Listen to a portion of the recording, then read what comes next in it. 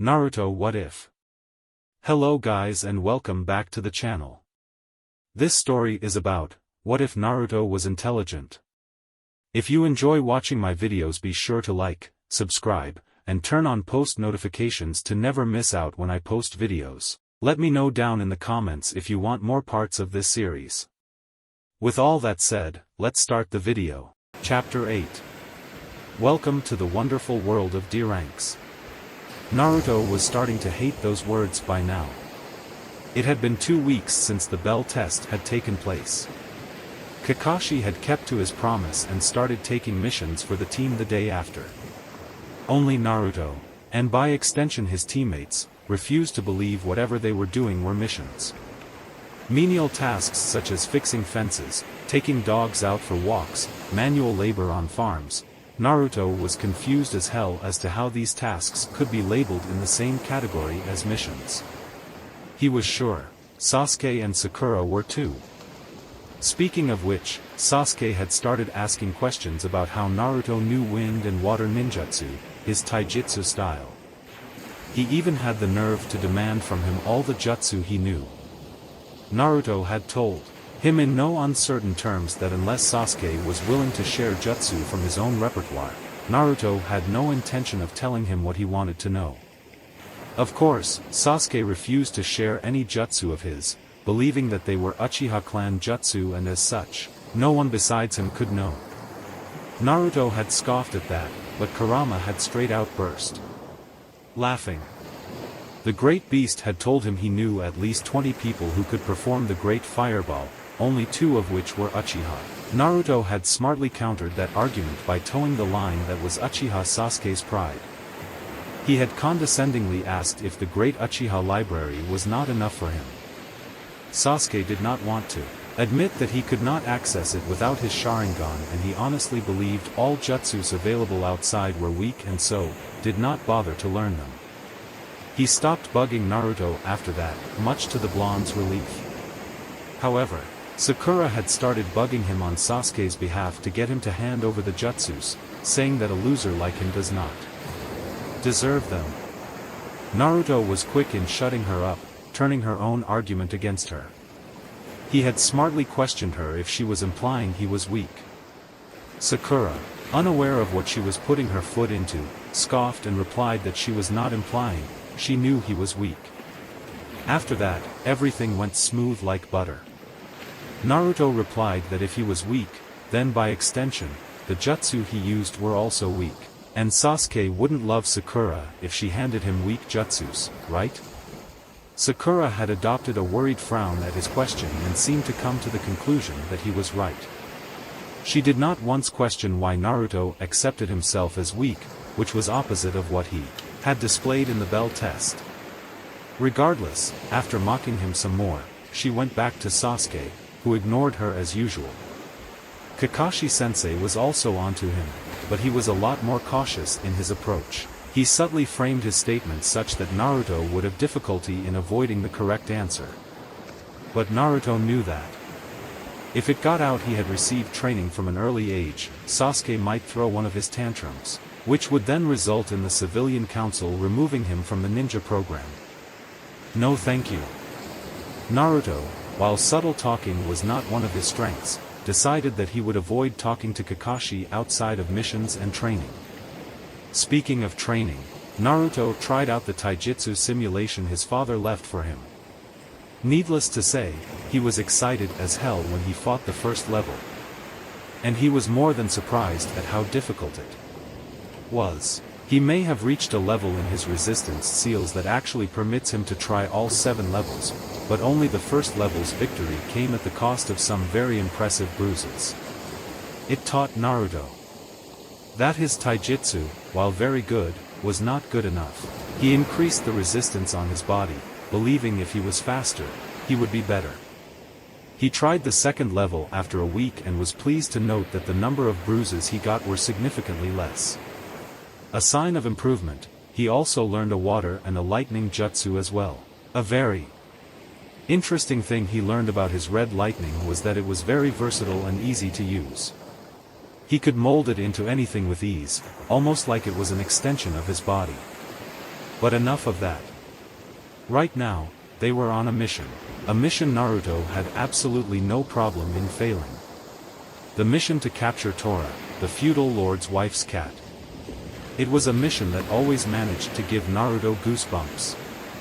He could swear on his ramen that the old man was a sadist. He could see the joy at their pain in his eyes every time the mission to capture the blasted cat was handed out. So far they had already caught it 5 times. This was the 6th. And he was ready to tear his hair out. This is Kakashi, everyone copy. Sakura here, copy. Sasuke here, copy. Naruto here, copy. Does everyone have eyes on target? Naruto responded, I have clear eyes on target. Just waiting for the go. Alright, go. A flash step later and Naruto had Tora secured in his arms. She was thrashing around, but he could care less. Got him, Kakashi-sensei. Turning to the cat, he pressed 2 fingers onto the cat's forehead and removed them, revealing a kanji for sleep. Tora fell asleep instantly. His teammates landed beside him, irritated expressions on their face which Kakashi expertly ignored and asked Naruto through radio, does it have the red ribbon on the right ear? Surprisingly, it was Sakura who replied, yes, red ribbon is there. Can we go now? Naruto couldn't fault her for being so infuriated. He looked over to Sasuke and saw him return to his normal brooding expression, but his clenched fists told otherwise. Kakashi landed beside his team, eyes scrunched up in that annoying-eyed smile of his. Well done Team 7. Capturing Tora is a success. Naruto quietly mumbled. Again. He seriously wanted to start doing actual missions. After they returned to the mission hall, Kakashi asked for another D-ranked mission, much to his team's protests. The Sandaime scrolled through the missions. Let's see. There is a fence that needs painting, weeding to be done, dogs to be walked dash. How about a real mission this time, GG? Like a C rank? He asked the Hokage, tired of doing the chores these people called missions. Sakura was quick to scold Naruto. Show respect to Hokage-sama. Surprisingly, she didn't try to hit him. Must have scared her back there, he mused. Naruto. Iruka spoke with a frown, you can't demand missions like that. Genin teams have to do D-rank missions for 2 to 3 months before they get qualified for C ranks. And even then they're jonin. Sensei dash. Hiruzen cut Iruka off with a gentle chuckle, it's okay, Sakura-chan. He has called me that ever since he was little. Sakura's eyes widened a bit in surprise as did Sasuke's. They didn't know Naruto was so close to the Hokage to the extent of calling the man a grandfather figure. Hiruzen turned towards Kakashi. Kakashi, do you think your team is ready for a C-rank mission? Kakashi thought about it a bit. Naruto, Sasuke and Sakura's teamwork had progressed at a slow rate, but he can say that their teamwork had become decent. One development worth mentioning was that Sasuke now held a one-sided rivalry with Naruto. With Naruto starting to hide less of his abilities, it became even more clearer that he had Sasuke outmatched in ninjutsu because of his wider repertoire of jutsus. Not to mention that Naruto had shown he could use 3 elements and had monstrous chakra reserves due to being a Jinchuriki and an Uzumaki, easily dwarfing Sasuke's reserves. Fuinjutsu already gave Naruto an edge that Kakashi knew Sasuke would not be able to match. The Jonin suspected Naruto was hiding a lot more, but didn't call him out on it. He kept a close eye on Naruto during the D ranks, but Naruto held his edge. He didn't give the 2 boys any chance to spar, knowing that because of Sasuke's inability to accept someone, especially Naruto, was stronger than him would cause the spar to escalate into something much serious. Kakashi was not dumb enough to take that chance. Anyway, Naruto had unintentionally become Sasuke's reason to get stronger. Kakashi reasoned that Sasuke held his brother, Itachi, in a much higher position than Naruto and wanted to become stronger than Naruto, so he could finally kill him. Another positive development was that Sasuke didn't completely alienate himself from his teammates. He held a strange companionship with Naruto, deeming the boy tolerable. Maybe it was because Naruto had metamorphically extended a hand of friendship towards the lone Uchiha by displaying a bit of what he was capable of, and Sasuke respected those who had power. Taking all of this into consideration, Kakashi finally spoke. "Hi, I believe they are ready, Hokage-sama." All three genin had different reactions to this. Sakura sighed in relief, not wanting to do D ranks anymore. Naruto pumped his fist, exclaiming, "Yes. Finally." Even Sasuke smirked a bit. He felt doing D ranks held him back from getting stronger. Maybe getting some real-world experience like encountering bandits and foreign shinobi would make him stronger, he mused. Hiruzen nodded and browsed through the pile in front of him. "Let's see. Found it. Simple escort and protection mission to Wave Country. Your client is a bridge builder named Tazuna who wants you to protect him until he completes building his bridge in Wave."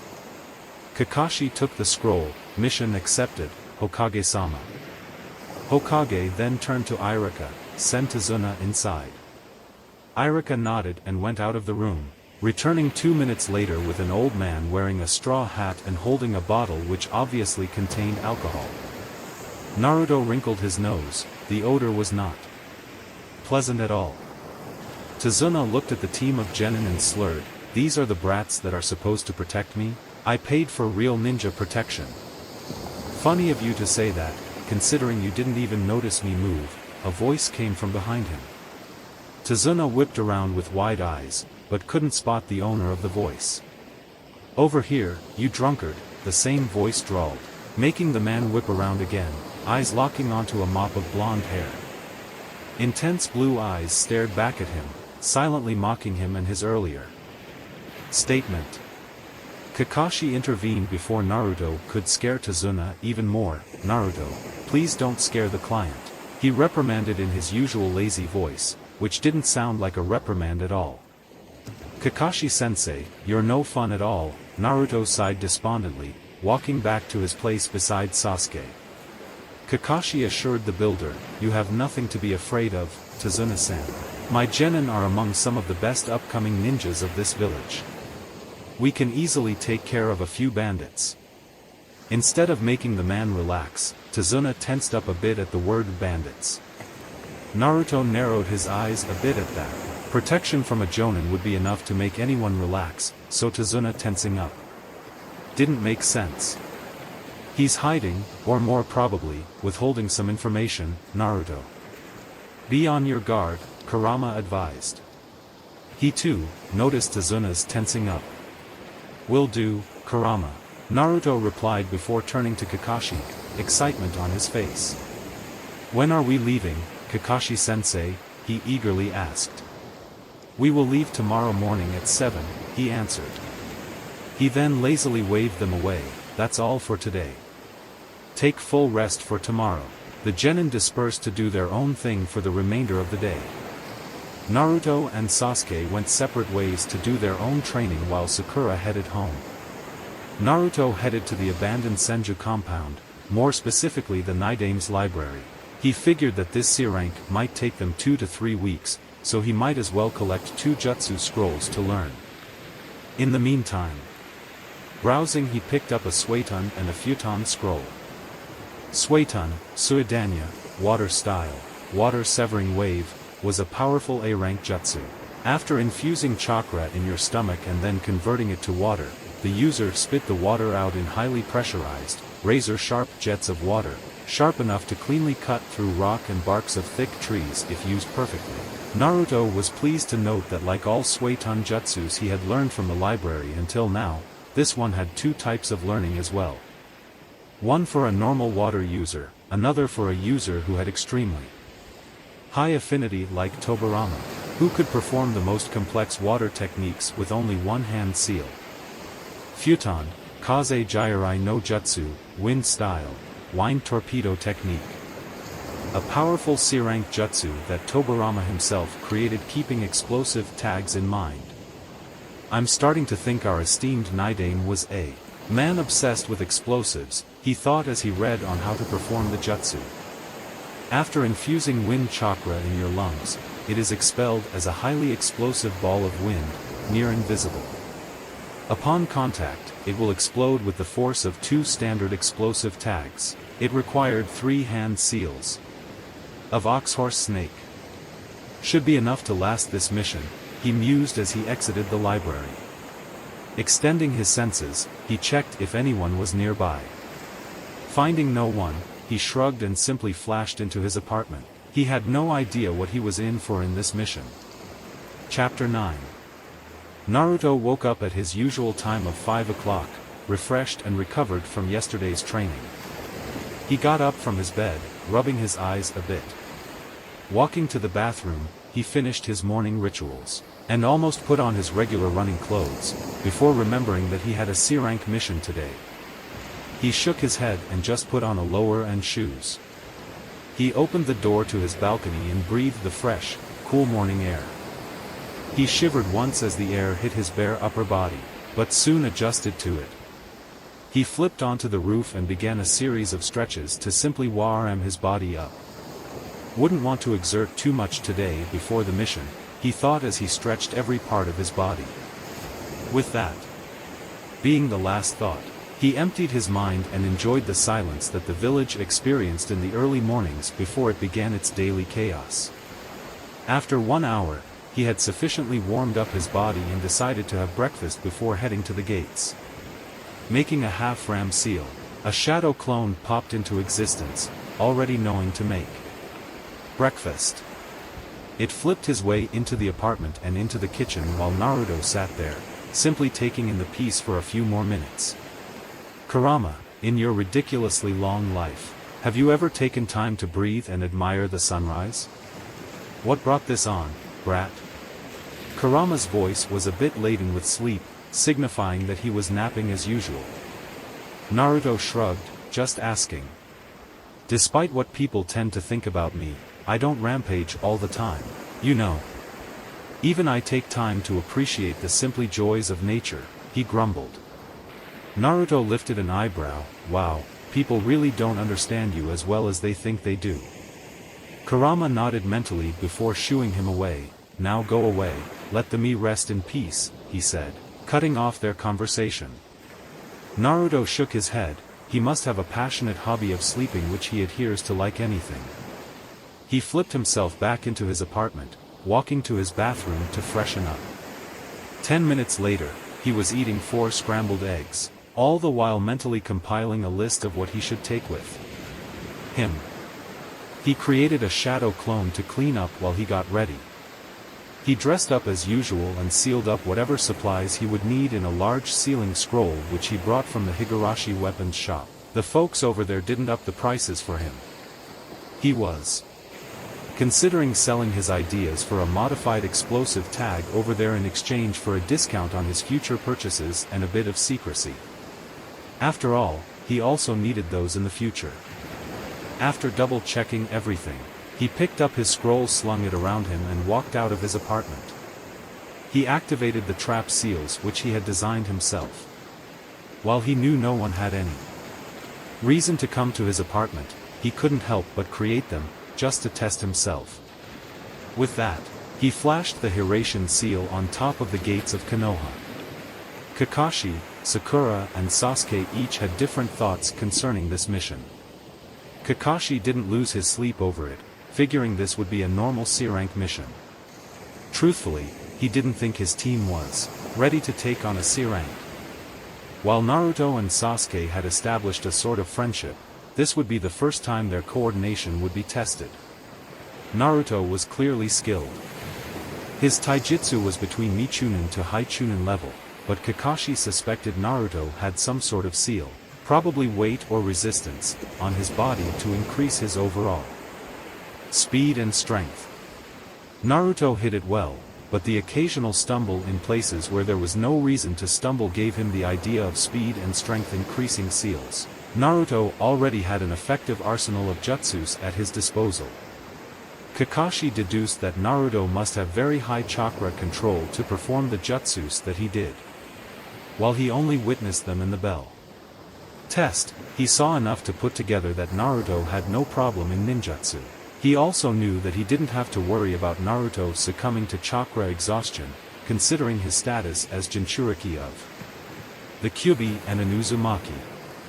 Fuinjutsu was a branch of the ninja arts that not many chose to explore, considering how complex and vast it was. However, Naruto had already shown his proficiency with seals. It wasn't hard to believe that Naruto would use seals, knowing who his parents were. Sasuke was also skilled, but outclassed by Naruto. The boy had a loner personality, but had mellowed a bit in the last 2 months. Kakashi knew that the credit went to Naruto, who knew exactly how to push the Uchiha's buttons and had somehow created a bond of friendship between them. The boy's taijutsu was good, but he could only go so far without the Sharingan. Kakashi didn't worry about it, knowing that once Sasuke awakened it, he would close the gap between him and Naruto. While the Sharingan was an excellent tool to use for ninjutsu, it really depended on the size of the person's chakra reserves. And he didn't even need to speak about Sasuke's proficiency in using ninja tools. Sakura was perhaps the only problem in Team 7. Her actions leaned more towards an obsessed fangirl than a kunoichi focused on her career. She would always be asking Sasuke out for dates, leading Kakashi to consider if the girl only became kunoichi to get close to Sasuke. She wasn't physically strong, did not know any useful jutsu, proficiency with ninja tools was mediocre at best and tried to make others feel bad to make herself feel better, as was the case with her and Naruto. Thankfully, Naruto seemed to be well versed in the art of ignoring Sakura. The only good thing about her was that she had excellent chakra control and intelligence, but that was of no use to her if she couldn't find a way to apply it on the battlefield. He had only taken this C rank to show his team that the ninja world wasn't as easy and forgiving as it seemed. They hadn't even experienced their first kills, though that could change if they came across bandits. Sasuke had his normal, neutral expression on his face as he walked to the gates for his mission. His thoughts, however, were anything but neutral. Sasuke couldn't understand Uzumaki Naruto, no matter how he tried. Every time he thought he had figured Naruto out, the blonde would seemingly switch angles and leave Sasuke confused again. At first glance, he gave off the impression of a clown, but that quickly changed on the day of the graduation exam. Since then, Sasuke kept a close eye on Naruto. On the day of the bell test, Sasuke had been outraged at the skill that was displayed by the blonde. He suspected Naruto's taijutsu was at par, if not greater than his own. But to engage in a spar with a jonin, attacking and countering all attacks with a precision and fluidity Sasuke did not possess, was enough to ignite jealousy inside Sasuke. His ninjutsu was something Sasuke did not expect, but didn't exactly know why he was upset about it, so he didn't think much about it. Sasuke had somewhat expected Fuinjutsu and immense chakra reserves from Naruto, having read up on the Uzumaki clan and their prowess in the art. He could accept that, but that was not the most surprising thing that happened to him. He had thought that Naruto would hold a grudge against him for how Sasuke treated him at the academy, but instead of giving him the same treatment, Naruto had extended a hand of friendship towards him, telling him that he was willing to put aside the differences between them in order to work together. At first, Sasuke had refused, firm on his belief that he will be only held back. But Naruto persisted, to the point that Sasuke agreed if only to get him to shut up. And it was, alright, to work with him. Naruto invited him to occasionally have ramen with him at Ichiraku's. Sasuke had accepted every time, desperate to piece together the puzzle of Naruto. They usually talked about their training schedules, more like Sasuke wanted to know how Naruto became so strong. They talked about their childhoods, surprising Sasuke just how similar they were. Sometimes, they just complained about Sakura, with Naruto rambling and Sasuke pitching in every 5 minutes. And the weird thing about these meetings, it became easier to talk to him every time. Sasuke was now pretty sure that he did not consider Naruto as a weakling to be dismissed at the first glance, but rather as a scale to measure himself against. He respected him, he wanted to become as strong as Naruto, in hopes that he would surpass him and finally become powerful enough to kill his brother. He had accepted Naruto as a comrade, for now. Sakura happily made her way to the gates, Sasuke being the main thought on her mind. She was sad how Sasuke always denied her a date, but kept her spirits high, just in case he decided to accept the next time. But in the past 2 months she had spent with her team, she was witness to some rather troubling developments. The first was that she was forced to accept that she could not use Naruto as a step to boost her confidence anymore. He had made it very clear that he would not tolerate her picking on him anymore. That made her realize with a small amount of shame, that she had very unnecessarily picked on Naruto, who had no hand in anything that upset her. The second was that Naruto was strong. Easily stronger than Sasuke, and she was not just talking about chakra reserves. She knew about the Uzumaki clan. Naruto was the physically capable of them all, proven when he could physically exert even more than Sasuke. He would take much longer than her and Sasuke to get tired and recover much more quickly than both of them. The third and hardest to accept was that Naruto and Sasuke came from very similar backgrounds. She refused to believe that at first, going so far as to call him an orphan and could never match Sasuke. She was shocked though, when Sasuke came to Naruto's defense. He admonished Sakura, saying that she had gone too far. He harshly reminded her that he and Naruto shared the fact that they were orphans. Since then, Sakura had felt tremendously guilty and had tried to act nicer towards Naruto. She wouldn't call them friends though, they were far from that. She began to see Naruto in a new light. Though he always acted like he was indifferent, the subtle actions made it clear that he always cared for his comrades. She noticed that in the 2 months, Naruto and Sasuke had grown closer as friends. Sasuke too began to see Naruto in a new light. She saw that Naruto clearly knew that he was stronger than Sasuke, but he never rubbed it in the boy's face. Instead he used this fact to encourage Sasuke to grow stronger. She was, by no means, a friend to Naruto, but hoped that he would at least consider her a worthy comrade in time. The two reached the gates exactly 15 minutes before 7. Sakura's eyes lit up as she saw the dark-haired boy. Sasuke-kun, she waved enthusiastically, and like always, was disappointed when he replied with his customary "HN." Sasuke looked around, trying to find Naruto. Perhaps this mission may force Naruto to reveal what he is hiding from us, he thought. A hand fell on his shoulder and he barely caught himself from yelping. Instead, he turned his head back as calmly as he could to see Naruto's smirking face. Sasuke tried to play it cool, but knew Naruto had already seen his moment of weakness. Before he could do anything else, Naruto chuckled and patted his shoulder. "It's okay, Sasuke. Even ANBU would be hard-pressed to detect me in the middle of my pranks." Sasuke raised an eyebrow at that, silently waiting for Naruto to elaborate, but he didn't. Naruto simply leaned against the wall, waiting for their sensei. Sakura had a confused expression on her face. "Naruto, why don't you have a backpack like me and Sasuke-kun?"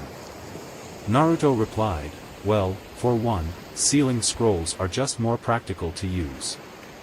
It takes time to take off your backpack, and rummage through everything to find what you need.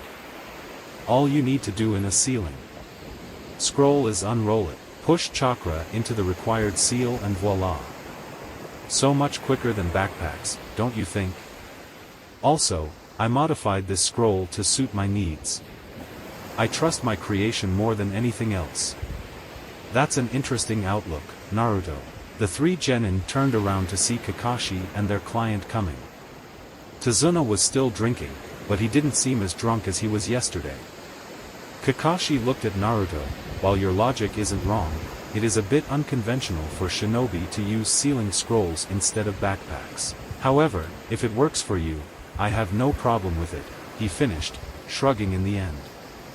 Turning towards his other two students, are you two ready? Seeing them nod, he turned to their client, let's go, Tazuna-san. They had left the gates over 4 hours ago. 4 hours of torturous silence.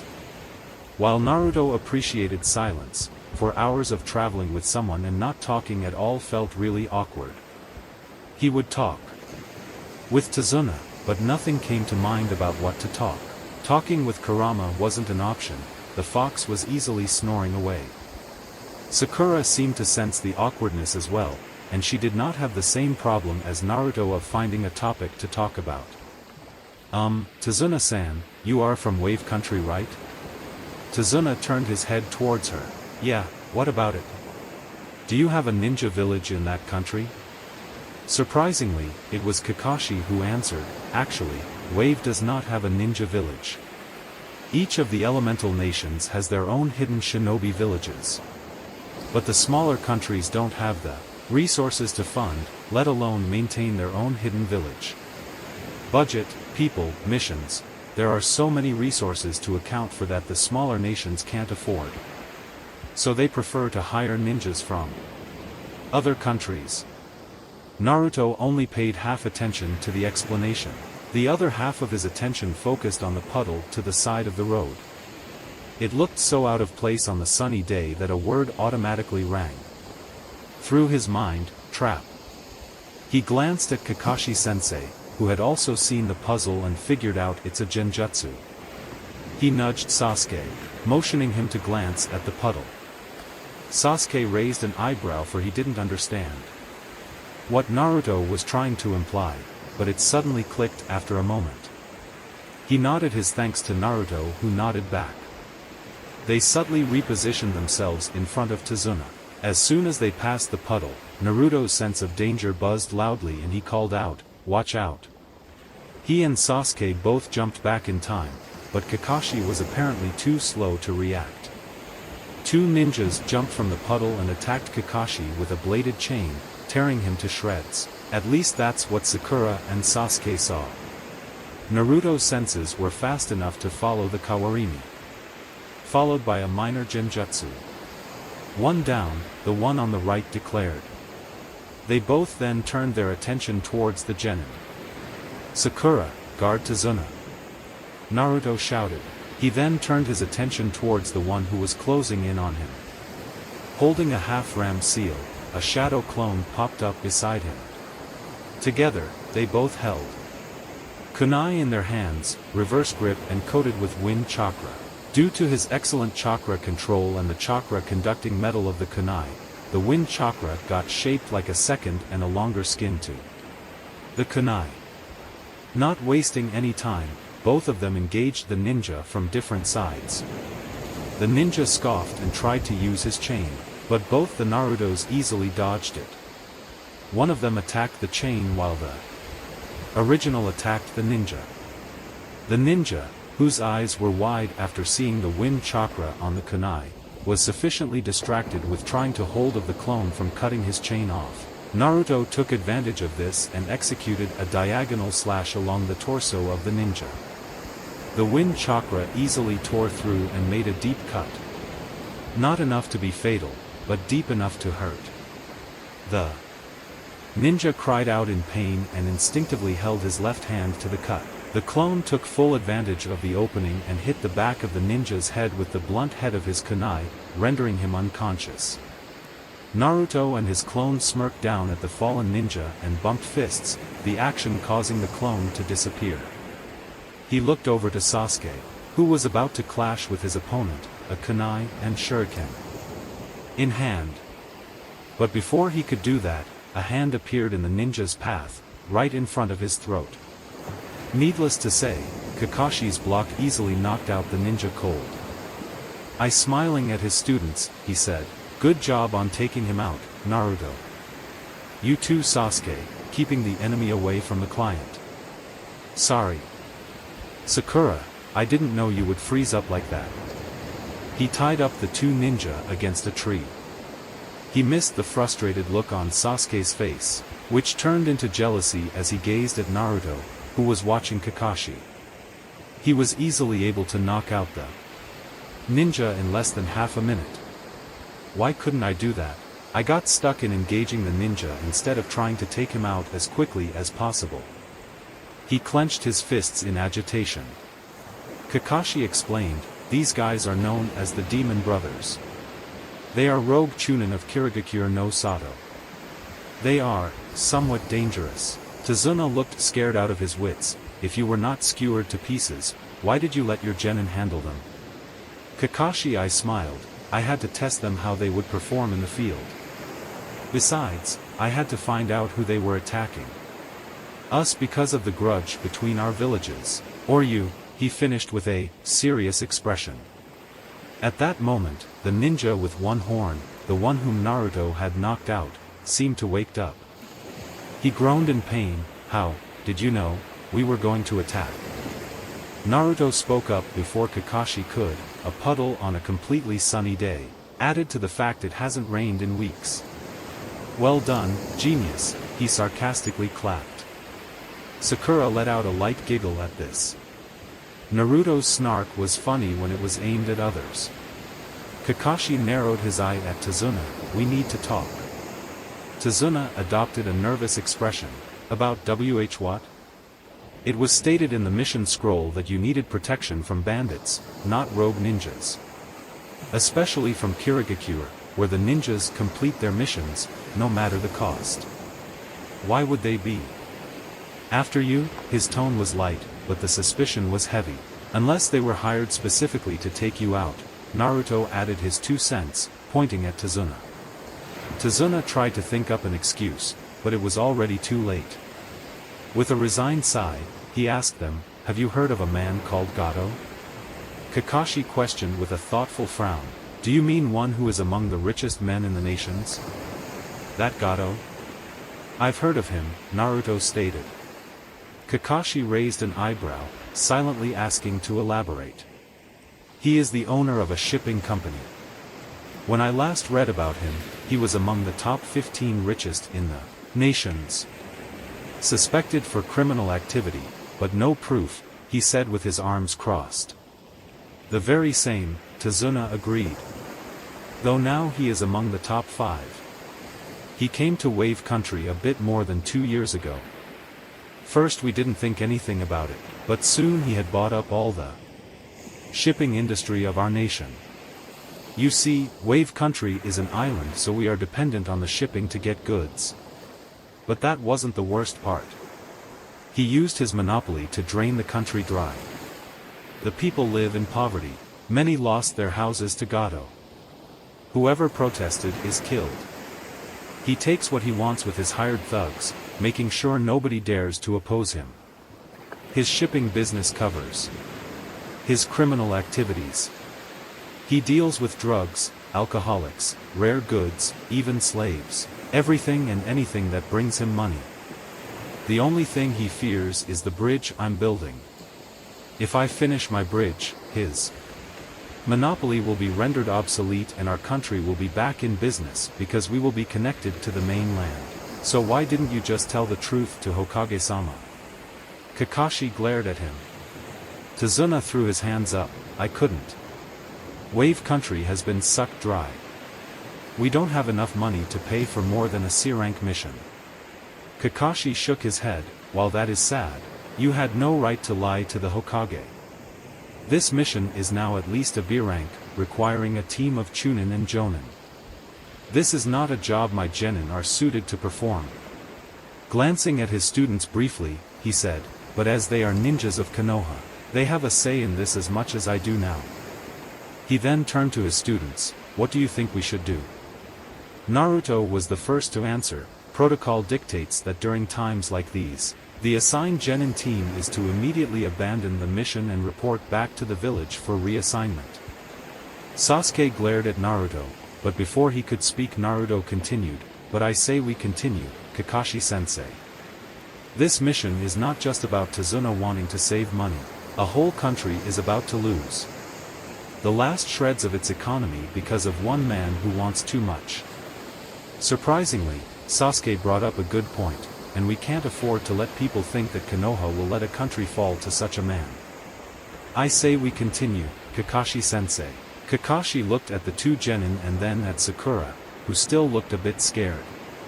What about you, Sakura? Sakura looked less scared than before, but still scared. I say we go forward, Kakashi-sensei. Kakashi gazed at her a moment longer. He sighed and then said, very well, let's go. They missed Tazuna's sigh of utter relief. Naruto put seals on both the brothers' foreheads, putting them to sleep. Kakashi told him the Konoha shinobi would be arriving to take them, so he should leave instructions for them on how to release the seal. After that, the team and Tazuna continued without any further delay until they reached a coast where Tazuna had organized transport to Wave Country. The man greeted Tazuna and cast a wary eye on the Konoha shinobis, but kept his words to himself. He stirred them, appearing extremely nervous despite of the dense cover from the morning fog. As soon as the bridge came into view, Kakashi let out a low whistle. That is one impressive bridge, that is. Naruto shook his head in wonder. I've never seen anything as awesome as that bridge before. Sakura was gaping at the sheer size of the bridge and Sasuke was, like always, neutral-faced. Once they reached the shore, the fisherman wished Tazuna best of luck to get home safely while Tazuna thanked him for his help. Kakashi asked Tazuna, how long is your home away from here? A journey of about 1 hour and a half. Kakashi nodded and motioned for his team start walking. Though he didn't know the reason why he suddenly felt a sense of foreboding. Glancing towards his team, he wasn't entirely surprised to see that. Only Naruto seemed to share his wariness, eyes darting around, ready to react at the slightest notice. And react he did. Without any warning, a shuriken flew into a bush on the side, courtesy of Naruto. Sasuke and Sakura jumped at that, along with Tazuna. Kakashi just narrowed his eyes. What is it, Naruto? Naruto walked to the bush, a kunai ready in hand. Though he was confused when he only spotted a white rabbit, scared to the bone. Sakura scolded him, Baka. Look what you did to the poor rabbit. But Kakashi and Naruto were too busy concentrating on the fact that they spotted a white rabbit. A snow rabbit whose fur is white? In the spring? The absence of brown fur indicates it was raised in captivity. Were the thoughts going through the Jonin's head? He suddenly realized its purpose. His shout ran out a second after Naruto's danger sense kicked in. Down! Everyone dropped to the ground, just in time to avoid a giant, spinning from cutting off their heads. Naruto saw that Sasuke was able to bring Tazuna just in time. Everyone stood up and turned towards the tree in which the sword was buried, a man standing on the handle. He had black hair and brown eyes, his slashed kiri headband tilted upwards to the left side of his head, signifying his status as a missing knee. He wore mist-stripped pants and hand warmers that extended to his biceps. Kakashi's voice took a tone of mock surprise. Well, if it isn't Momochi Zabuza, rogue nin and former member of the Seven Swordsmen of the Mist. The now identified Zabuza raised a non-existent eyebrow. So you have heard of me? The man's posture radiated confidence and power. I'm going to ask you to hand over the old man to me. You do that, and you get to escape with your lives. Kakashi had a bead of sweat running down the side of his face. This is really bad. Zabuza is a high A rank missing nin, bordering S rank, which easily upgrades this B rank to a high A rank. Naruto had similar thoughts running through his head. Damn, our luck must be really bad if we have to face off against a swordsman of the mist. I don't stand a chance against him, but we have no choice other than to fight. Damn it. Naruto took out 2 kunai from his hip pouches, held in reverse grip and ready to engage, but Kakashi held a hand in front of him. Everyone stay back. He is not someone you can take on. It'll be tough, even for me. Unless I use this, he said, lifting up his hitayate and exposing a blood-red eye with 3 tomos in a circular pattern. Zabuza gave a dark, amused chuckle. The Sharingan, this early Kakashi? I'm honored. I've read about you, back when I was in ANBU. The man who is said to have copied over 1,000 jutsu, Sharingan. No Kakashi. Sasuke's head whipped around to stare at Kakashi, more specifically, at his left eye. How does he have the Sharingan? It's supposed to be an Uchiha clan dojutsu. Did he steal one on the night of the massacre? Before he could think of anything else, mist slowly started to surround them. In just a few moments, the mist was so thick it was hard to see 2 feet in front of them. Suddenly, an incredible amount of killing intent filled the air, causing all of them to tense up. But Naruto relaxed after a moment, having gathered his wits. This was nothing compared to what Kurama put him through. Sasuke and Sakura were another story. Sasuke was frozen in his place, while Sakura was barely keeping herself from crying. The killing intent seemed to relax and Kakashi's voice rang out, "Don't worry, Sasuke, Sakura. There is no way I will let my comrades die." Kakashi had released his own killing intent, easing up some of the pressure. Turning back, Kakashi said, "He'll come after me first." Zabuza is a known master of the silent killing technique. Before you know it's over. Naruto whispered back, "But sensei, aren't you at a disadvantage here?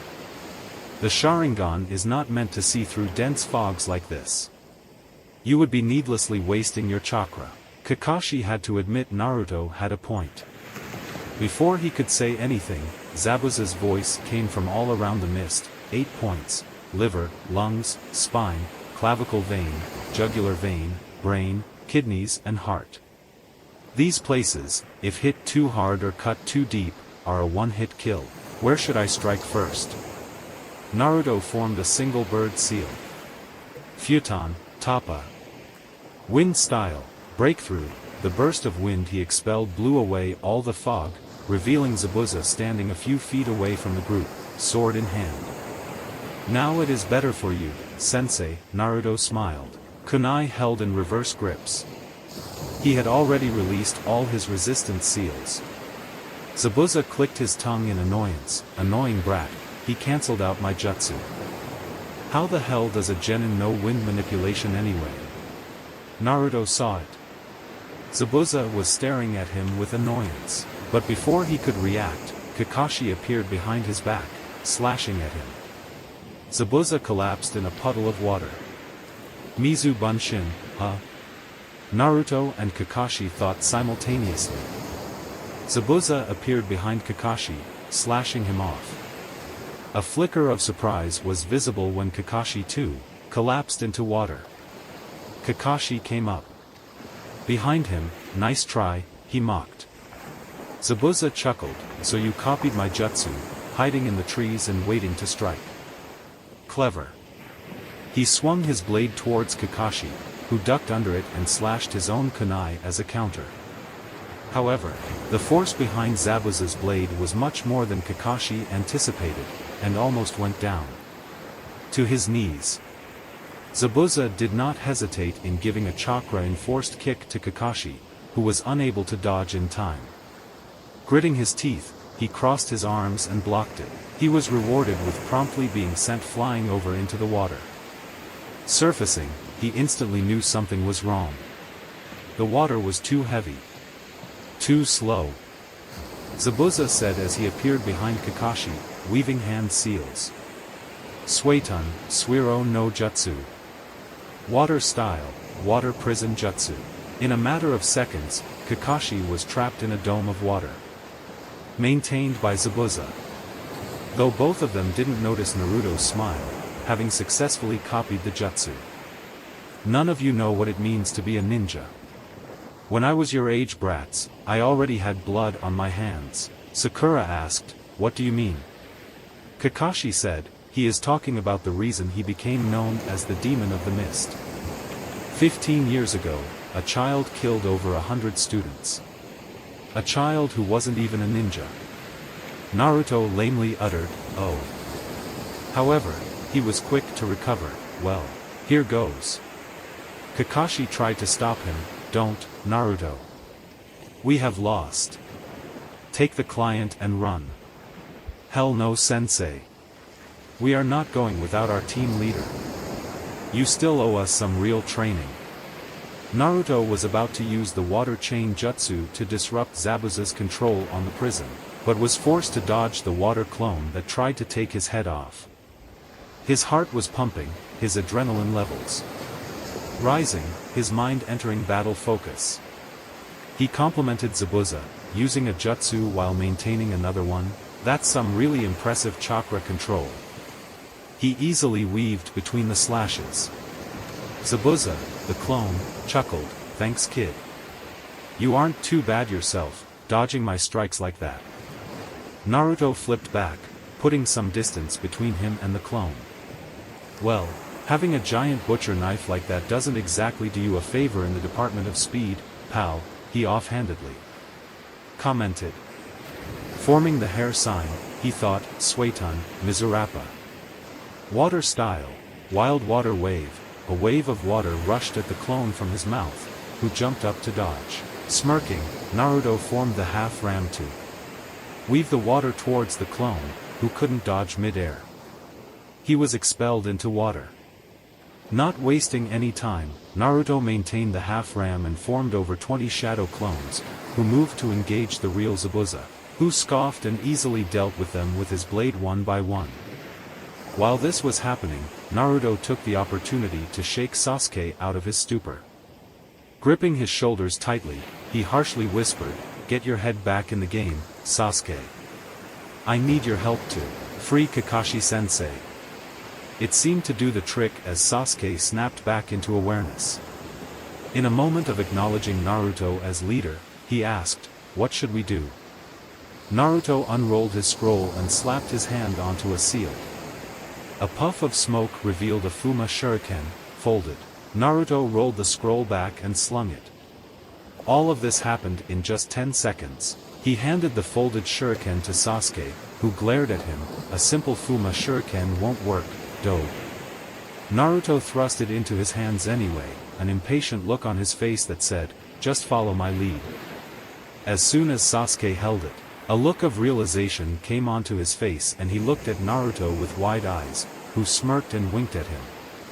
A predatory smirk of his own appeared as he prepared to follow Naruto's plan.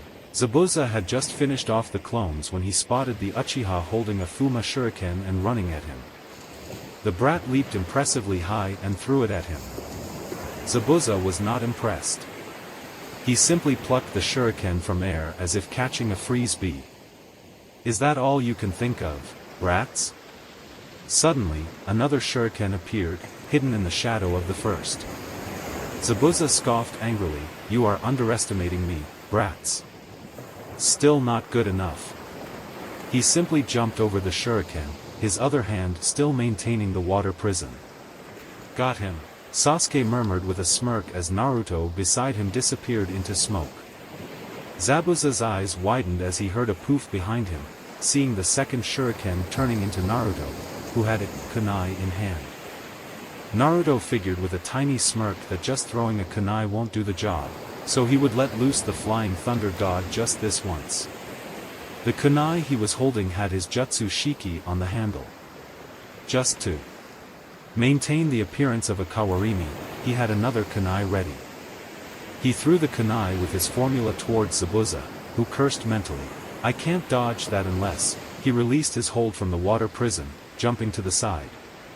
Just as the kunai cut Zabuza, Naruto threw the normal kunai a little bit upwards beside him and vanished in a blue flash, holding the handle of the marked kunai in his left hand.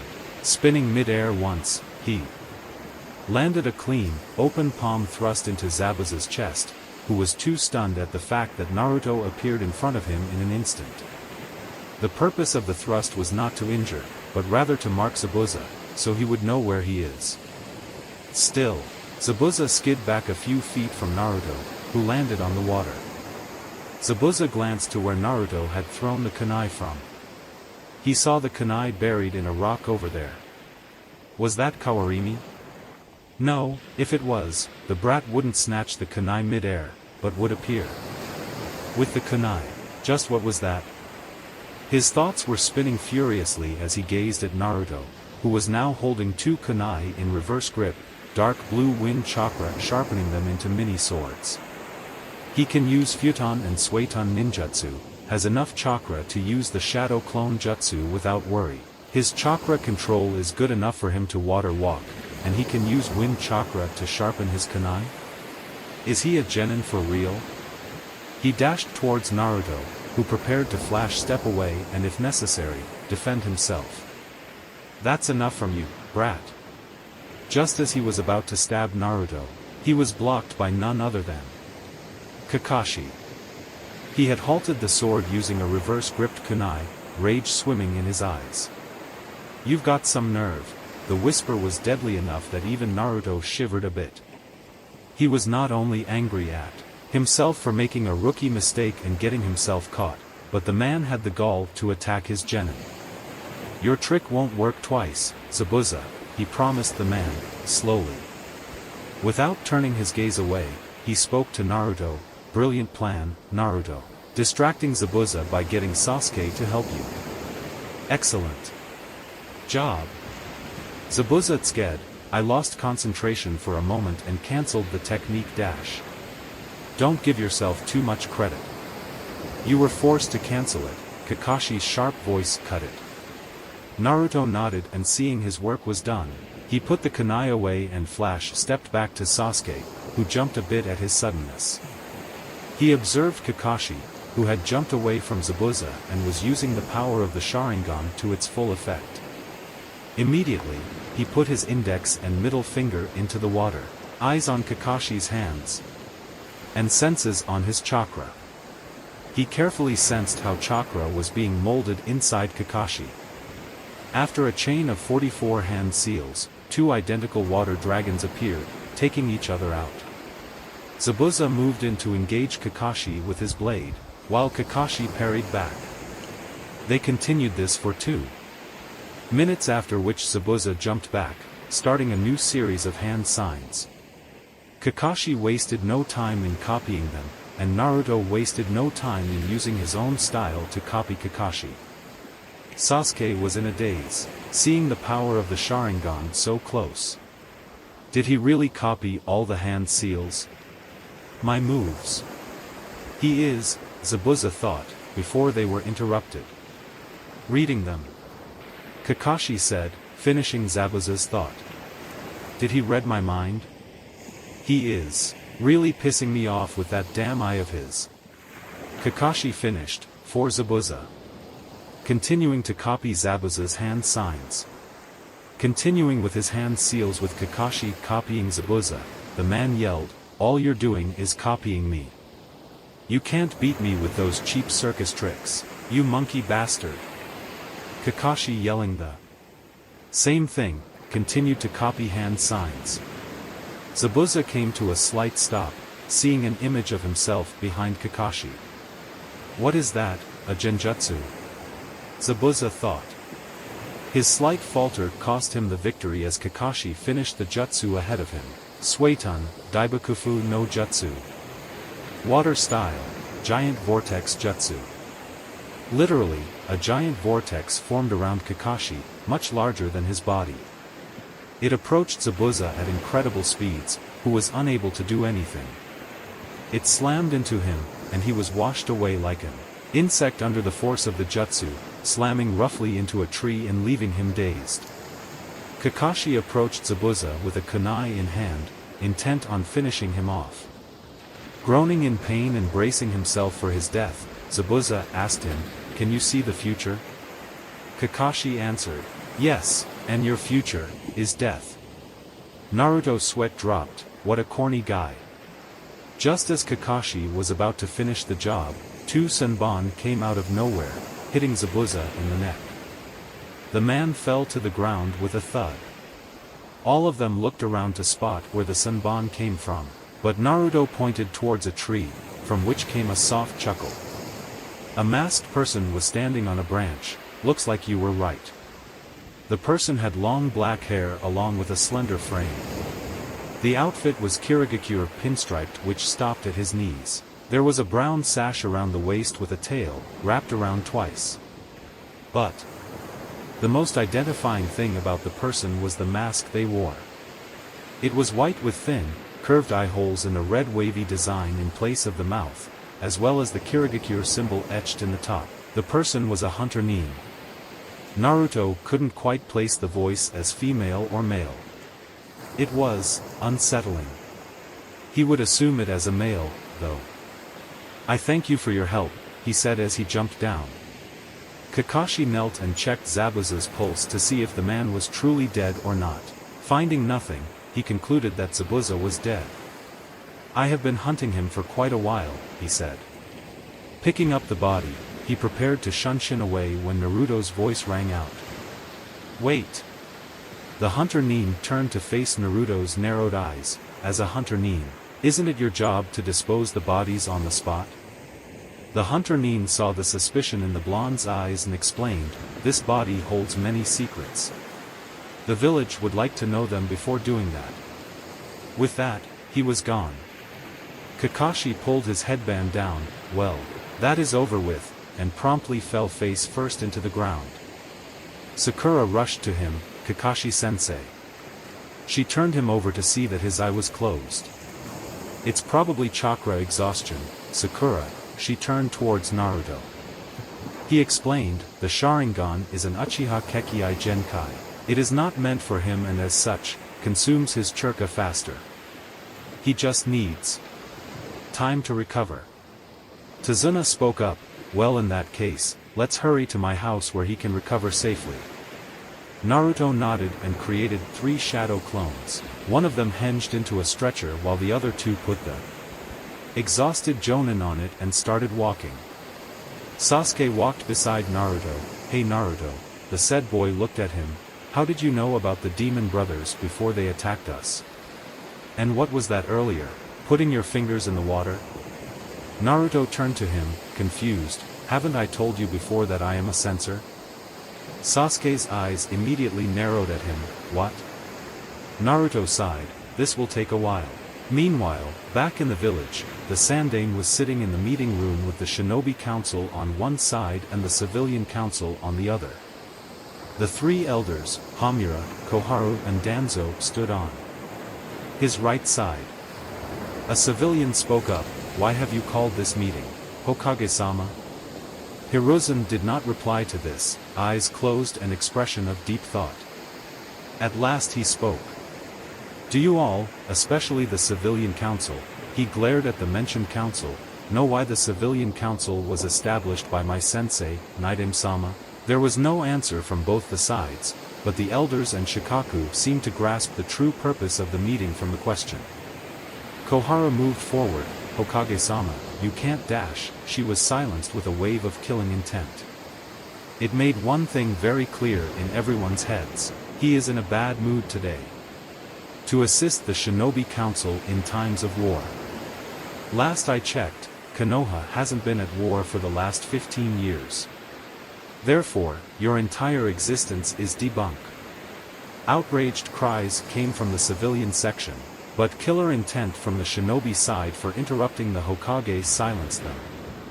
The Hokage glared at them. "If anyone interrupts me one more time, I will have that person executed. Understood?" He enforced that threat with killing intent. After seeing their urgent nods, he continued. "The only reason, and I have checked the records thoroughly," he said, motioning to the big pile of paperwork beside him, "that the only reason they exist is because of political mongering and bribing some members of the Shinobi Council." His eyes swept the entire room, intensifying the tension. "My hands were tied after the Kyuubi's attack and the Uchiha massacre. The Civilian Council took advantage of this and began to take charge of more important tasks by bribing the Shinobi side," he said while glaring at the 2 elders, who didn't even look into his eyes. Until they finally managed to get their hands on the Shinobi Academy, the most important stage of the Shinobi's career. Changing the syllabus and actually lowering the standard of Shinobi, the council gradually became more corrupt. "Tell me if I'm wrong," he finished, practically glaring at everyone and daring them to disagree. Danzo grit his teeth. The civilian council was easily manipulated and as such, was a form of power that he could control, not the Hokage. But it seemed Sarutobi had finally had enough of their bullshit and was going to dissolve the council. The worst about all of this, he could not lift a finger to do anything without resorting to Shirsue's eye, and he would rather die than attempt something that foolish. No one spoke in the council room, which was enough of an answer that the Hokage had hit the bullseye. I will hold a vote now. To dissolve the civilian council, he declared. A fat man stood up, face red and red to shout at the Hokage. He didn't even finish the first word that came out of his mouth before his head rolled on the ground, courtesy of the ANBU. They cleaned up and vanished back into the shadows. Suddenly seeming to remember something, he turned to the elders. Before I commence the vote, the elders will not be voting, seeing that their position only allows them to advise and as such, have no say in any final decision made by the Hokage. Koharu and Hamura had a defeated posture. Heads down, shoulders sagged, an aura of dismay. Danzo simply stared ahead, not showing any emotions. Sarutobi had caught them totally unawares with this maneuver. All against dissolving the civilian council on basis of the charges that I have read. The entire civilian side raised their hands, but they knew that they were defeated. All in favor of dissolving the civilian council on basis of the charges I have read. The entire shinobi side raised their hands. Their numbers were equal to that of the civilians, but the air of smugness was unmistakable in the room. A tie-breaking vote was required of the Hokage, who said, I am in favor of this notion. Straightening up, he declared, the civilian council is dissolved as of today. I will appoint a shinobi committee to review all the corrupted laws they have passed related in favor of themselves. A separate division will be responsible for reviewing shinobi areas. The civilian council can leave now. All of them slowly got up, an air of defeat around them all. They filed out of the chamber one by one. The elders, please leave. I have some important things to discuss with the shinobi clan heads. The elders couldn't protest against this as well. Clan business was serious, and no one, even the Hokage, was to interfere unless it concerned the integrity of the village. As soon as they left the room, Hiruzen snapped his fingers.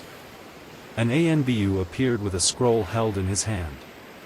He put it on the Hokage's desk and went back to his post. A signal from the Hokage caused all the ANBU to leave the room. Hiruzen opened it, revealing it to be a storage scroll. He slapped his hand on the scroll, and in a puff of smoke, a bottle of sake and the same number of cups as the shinobi council appeared. Hiruzen smirked. Who wants drinks? Chapter 10. Naruto had the others arrange into a formation. Sasuke and Sakura would guard Tazuna from the front while he would protect them from the rear. Sasuke had rudely questioned who had made him the leader. Naruto had coolly responded that if he had a better idea, then speak up. As Naruto suspected, Sasuke didn't exactly have a lot of bright ideas. With a glare hot enough to burn metal, he had growled at Naruto, just because I am doing this doesn't mean you can order me around, dope. You will tell me everything about your sensing ability. Naruto had sighed at that. It seemed Sasuke's inferiority complex was acting up, probably because of what happened with Zabuza and the demon brothers. Maybe he was also pissed about seeing the Hunter Nin from before. Someone their age and already a part of the Hunter Nin program must set him off. They thankfully made it to Tazuna's house without any more attacks. They all saw it, the lakeside house. They all waited on the porch as Tazuna went and knocked on the front door. After a minute, the door swung open and a slim, pretty woman rushed out and embraced Tazuna. Naruto raised an eyebrow at her, probably must be his daughter. "Tu-san, I'm so glad you are safe." She spoke with obvious relief in her voice before she spotted the ninja behind him. She gave them a small bow. "I'm sorry, where are my manners? I'm Tsunami, please. Come in." "Is he hurt?" she asked, pointing towards the half-conscious Kakashi on the stretcher. Her eyes widened at the three identical blondes, but she was quick to recover. Naruto spoke up. He's simply exhausted, Tsunami-san. Is there a room where we can put him? She smiled and moved aside for them to come. Sasuke and Sakura removed their shinobi sandals and went inside while Naruto first removed Kakashi's sandals and then removed his shoes, going inside. The small gesture of caring brought an unseen smile onto Kakashi's face. Tsunami answered, I just need to put down a futon. I'm sorry, but I didn't get your names. Sakura smiled, Haruno Sakura, Tsunami-san. Tsunami smiled tightly at her. Something about the girl just unsettled her. Sasuke was much ruder, Uchiha Sasuke. He barely glanced at her, dismissing her as unimportant. Naruto threw him a dirty glare for that, which was wholeheartedly reciprocated. Naruto turned around and smiled, I'm Uzumaki Naruto, Tsunami-san. Nice to meet you. When you are nice to others, they are nice to you. This was demonstrated when Tsunami returned his easy grin and replied, nice to meet you too, Naruto-kun. Follow me upstairs where you can lay your sensei down for rest. After the futon was laid down and Kakashi on it, Naruto just stared at the wall blankly, processing what happened to them so far. A hand on the shoulder snapped him out of trance. He looked up to see Tsunami's face, full of concern. It was a bit strange, having someone look at him like that. It gave him a funny feeling in his stomach. Are you okay, Naruto-kun? Naruto took some time to respond, I'm okay. Standing up and putting a small smile on his face, he turned to her and asked, so, Tsunami-san, how about I help you cook dinner? It took 2 days for Kakashi to regain consciousness. Naruto dutifully changed his bandages, helped Tsunami cook dinner and kept a watch on Kakashi while Sakura and Sasuke, well, they really didn't do anything significant. Sasuke trained, Sakura did too, but not as much. She only did a little before sitting on a rock and watching Sasuke with hearts in eyes. What those two didn't know that 20 of Naruto's shadow clones, divided into 2 groups, were learning the 2 new jutsu Naruto brought with him, far deep into the forest. Browse just in community forum beta's story search. Anime/manga/Naruto/anime/Naruto/plus. Naruto was in Kakashi's room, drawing up ideas for new types of flash tags and explosive tags when he noticed Kakashi's breath hitch. Putting his sealing supplies aside, he walked over and knelt down, removing the wet cloth from Kakashi's forehead, something just in case Kakashi caught a fever. Sensei, he whispered. He saw as Kakashi attempted to get up while keeping his eyes closed. He placed a firm hand on the man's shoulder, pushing the man back down. That would be unwise, considering it might set your recovery back. Kakashi opened his eyes with a pained groan, persisting even when the light seemed to burn through his eye. After finally opening his eye, he looked around and assessed that they had safely made it to Tazuna's home. He figured that his genin might have gotten pretty bored, especially Sasuke, if the occasional tremors indicating Sasuke's great fireball to burn off some steam. He looked to his side, seeing a mildly concerned Naruto looking down at him with his azure blues. He was reminded of another blonde who used to give him the same look. He pushed that aside and smiled cheerily. Oh hello, Naruto. A small smile came onto his face and he replied back, about time you woke up. I'll alert the others. He stood up and walked over to the window and saw what he had been seeing for the past 2 days. Sakura sitting on the ground and having hearts in her eyes and Sasuke blowing off trees. He decided to break their peace. Hey Sakura, duck us.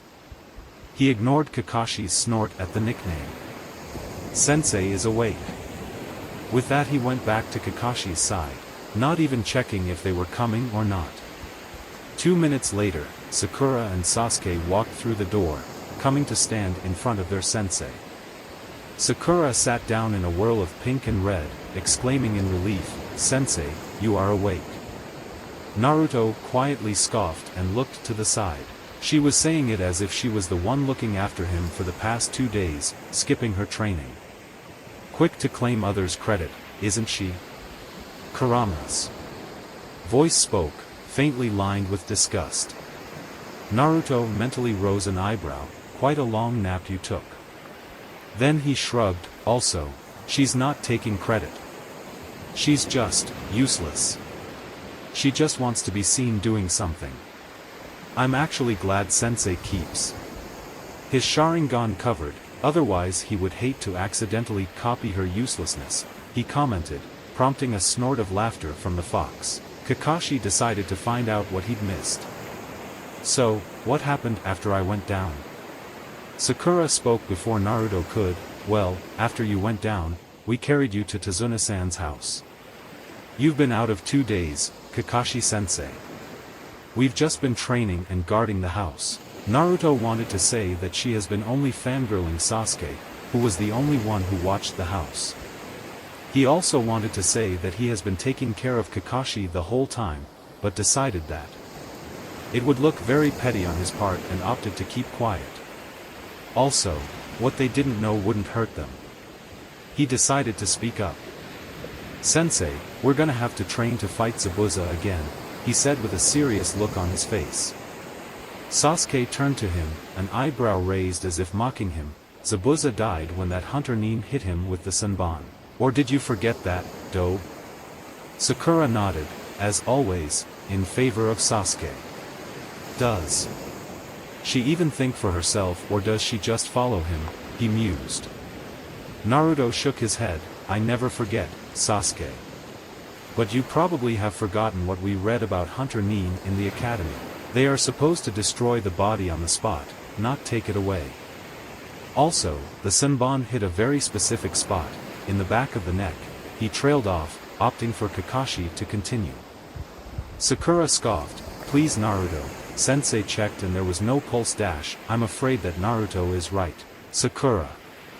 It is very much possible that Zabuza is alive," Kakashi grimly said. Sakura and Sasuke both had disbelieving expressions, letting Kakashi continue. "The back of the neck where the Senbon hit. I think that the Nin most likely put Zabuza in a death-like state, which is most likely why I couldn't find a pulse as it was so weak."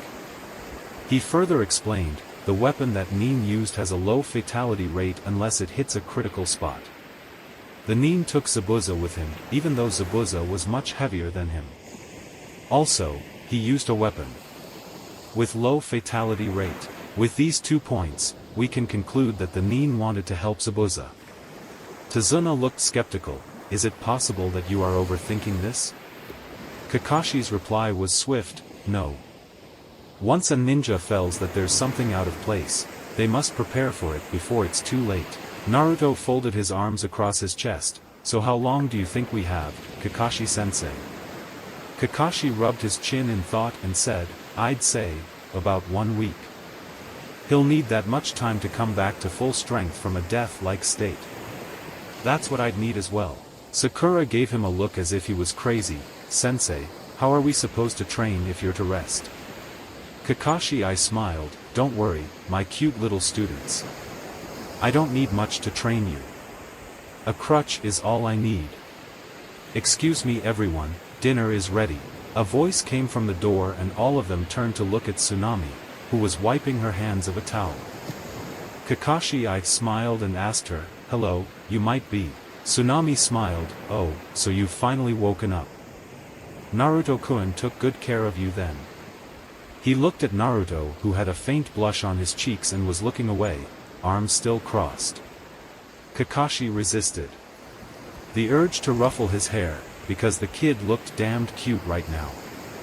"Anyway, I'm Tsunami, Tazuna's daughter. Pleased to meet you," she bowed. Kakashi bowed as much as he could while sitting. "Pleased to meet you too, Tsunami-san." Tsunami turned to Naruto. "Please help your sensei down, Naruto-kun. And thank you for your shadow clone's help in the kitchen." Naruto waved his hand. "They are an excellent kitchen crew for me too." "Don't mention it. With that, Sakura and Sasuke filed out of the room, not bothering to help Kakashi up. Naruto gave a disgusted shake of his head and stood up. Putting Kakashi's left arm over his shoulders, he helped him up, supporting his full weight like it was nothing. "Arigato, Naruto. For taking care of me," Kakashi murmured, eyes smiling. It was quite weird for him. Only two cared for him like Naruto did in the last 2 days, and they were both Naruto's parents. Naruto shook his head, smiling, "You are my sensei. I didn't do it because it was my duty to take care of you like you do, I did it because I wanted to." Kakashi gazed at Naruto with a wide eye, who ignored it and slowly helped the man downstairs. Using what little strength he had, he pulled Naruto into a one-armed hug. Naruto initially stiffened, but relaxed. After a few seconds, no words needed to be spoken. He helped Kakashi sit on the table and sat beside him, close in case he needed to feed him, but he hoped Kakashi had enough pride to not face fall during eating. The small gesture caused Tsunami to smile, such a sweet boy. Kakashi couldn't stop the eye smile. He didn't show it, but he was glad there was someone like Naruto to care for him. Kami knows he has no one left close to him now. This feeling made him want to do everything not to disappoint Naruto. Naruto gazed at the small boy who was sitting beside Tazuna. Somehow, he cast a somber atmosphere around him. Half of his face was hidden beneath his hat. Tazuna smiled and spoke up, "Inari, greet these nice ninjas. They will make sure I'm safe while building my super bridge." Inari looked up and Naruto immediately understood why the boy felt so sad. He had that look in his eyes, he had lost someone very dear to him. "But Gigi, they're all going to die," he cried out, as if he was stating a fact. Naruto suddenly understood the boy's position a whole lot better, so instead of being angry, he just felt a deep sense of empathy and sadness for such a young child hurting. Of course, Sasuke didn't take it too well. "You don't know that, brat." His voice had a little bit of scorn added into it along with his usual rudeness. Naruto's head snapped to glare at him. "Sasuke," he snapped. That was not how someone talks to a child. Particularly a child who has eyes like that. Sasuke returned the glare, but he did turn his eyes away after a few seconds. He didn't speak after that. Dinner went quietly after that, though Naruto got a bit embarrassed when Tsunami thanked him again for his help for cleaning the dishes. They set up their beds in separate rooms. Naruto and Sasuke would take the room with Kakashi while Sakura would share the room with Tsunami. As soon as he went into the bathroom and quickly made a half-ram sign to dispel all the shadow clones. As the memories came into his mind, he sorted through them and clicked his tongue in annoyance. The two jutsu needed a lot of work. The futon jutsu was a bit too complicated, so it would require time. He had to first gather air in his lungs, which was the easy part. The hard part was the shape manipulation. It was not easy to compress all of the air into an explosive ball of high density. He also had to be extremely cautious about it. If that ball exploded while inside him, game over. All of his clones practicing this jutsu were dispelled because of this. So Naruto had to discreetly create another batch and have them flash to the other clone's location. It was also taking him too long to do all of this. "Well, I can personally work on it tomorrow, now that Kakashi-sensei is awake," he thought. The Suiton Jutsu was not as hard as Wind Jutsu, just tricky. He already knew how to expel water from his mouth. But making that jet of water highly pressurized so it could cut through stones was no piece of cake. Still, his clones managed to make it sharp enough to put a deep scratch on the barks, but not cut through it. Better than nothing. "I have to master these jutsu before we confront Zabuza again," he thought resolutely. He walked out of the bathroom and laid down on his bed, closing his eyes and trying to work out theories to master the two jutsus faster. He found himself laying beside Kurama in their mindscape, and it looked like he wanted to talk. You had quite a fight, he remarked, looking faintly amused. Naruto shot a blank look at him. Just how long do you sleep in a single stretch anyway? Kurama gave a graceful shrug as he settled his head on his hands, eyes gazing peacefully at the moon. Depends. You handled your first actual fight quite well, he commented. Naruto raised his eyebrows, unimpressed. You were impressed with my fight with the demon brothers? Kurama returned his own unimpressed stare. I don't mean those weaklings. I meant Zabuza. You kept your mind calm, analyzed the situation, figured the best way to escape and a way to attack your enemy. Nice touch with the Hiraishin, by the way. Gives you a way to track him now, he said, grinning at the end. Naruto smiled, thanks, it means a lot to me. Kurama sat up a little. I saw that you had some trouble with the 2 new jutsus. Naruto gave a grunt. The fox glanced at him. If you want, I can give you advice on how to master them quickly. He got the desired response as Naruto sat up, curiosity almost burning in his eyes. Really? Thank you so much, Kurama, he smiled, his big blues shining a bit. Kurama made a disgusted face. Keep your sappiness to yourself, you brat. Naruto laughed. Sorry, couldn't resist it. He didn't look sorry at all. After he was finished laughing, he gave Kurama his full attention. Kurama began his explanation. Your futon jutsu is only a bit tough, if you look at closely. You are simply overthinking it. What you should do is when you gather the air inside you, gather it in a way that it is spinning and compressed. That way you can control its explosive effect and power. It should be fast enough to catch someone off guard, so build up a lot of pressure. Simultaneously when you create the air ball by creating a bit of vacuum. Use that pressure to give explosive speed to the ball. Naruto nodded, having made sense of the entire explanation. He would try that tomorrow, and hopefully prevent a Sasuke tantrum. If he saw what Naruto was practicing, he would throw a fit. Kurama continued, your Suiton jutsu isn't hard as you think. Think of it this way, if you have a pipeline with water blowing out of it onto a wall, you would only get a wet wall. But if that pipeline's opening was made a whole lot smaller. He left it to Naruto to finish his line of thinking, and he wasn't disappointed. Then the pressure would be considerably high if the speed were to be kept the same. The high pressure would make the water sharp enough to cut through rocks. You are brilliant, Kurama, he exclaimed with wide eyes. Kurama looked considerably smug. Of course I am. The jutsus of you humans are laughably easy to us demons.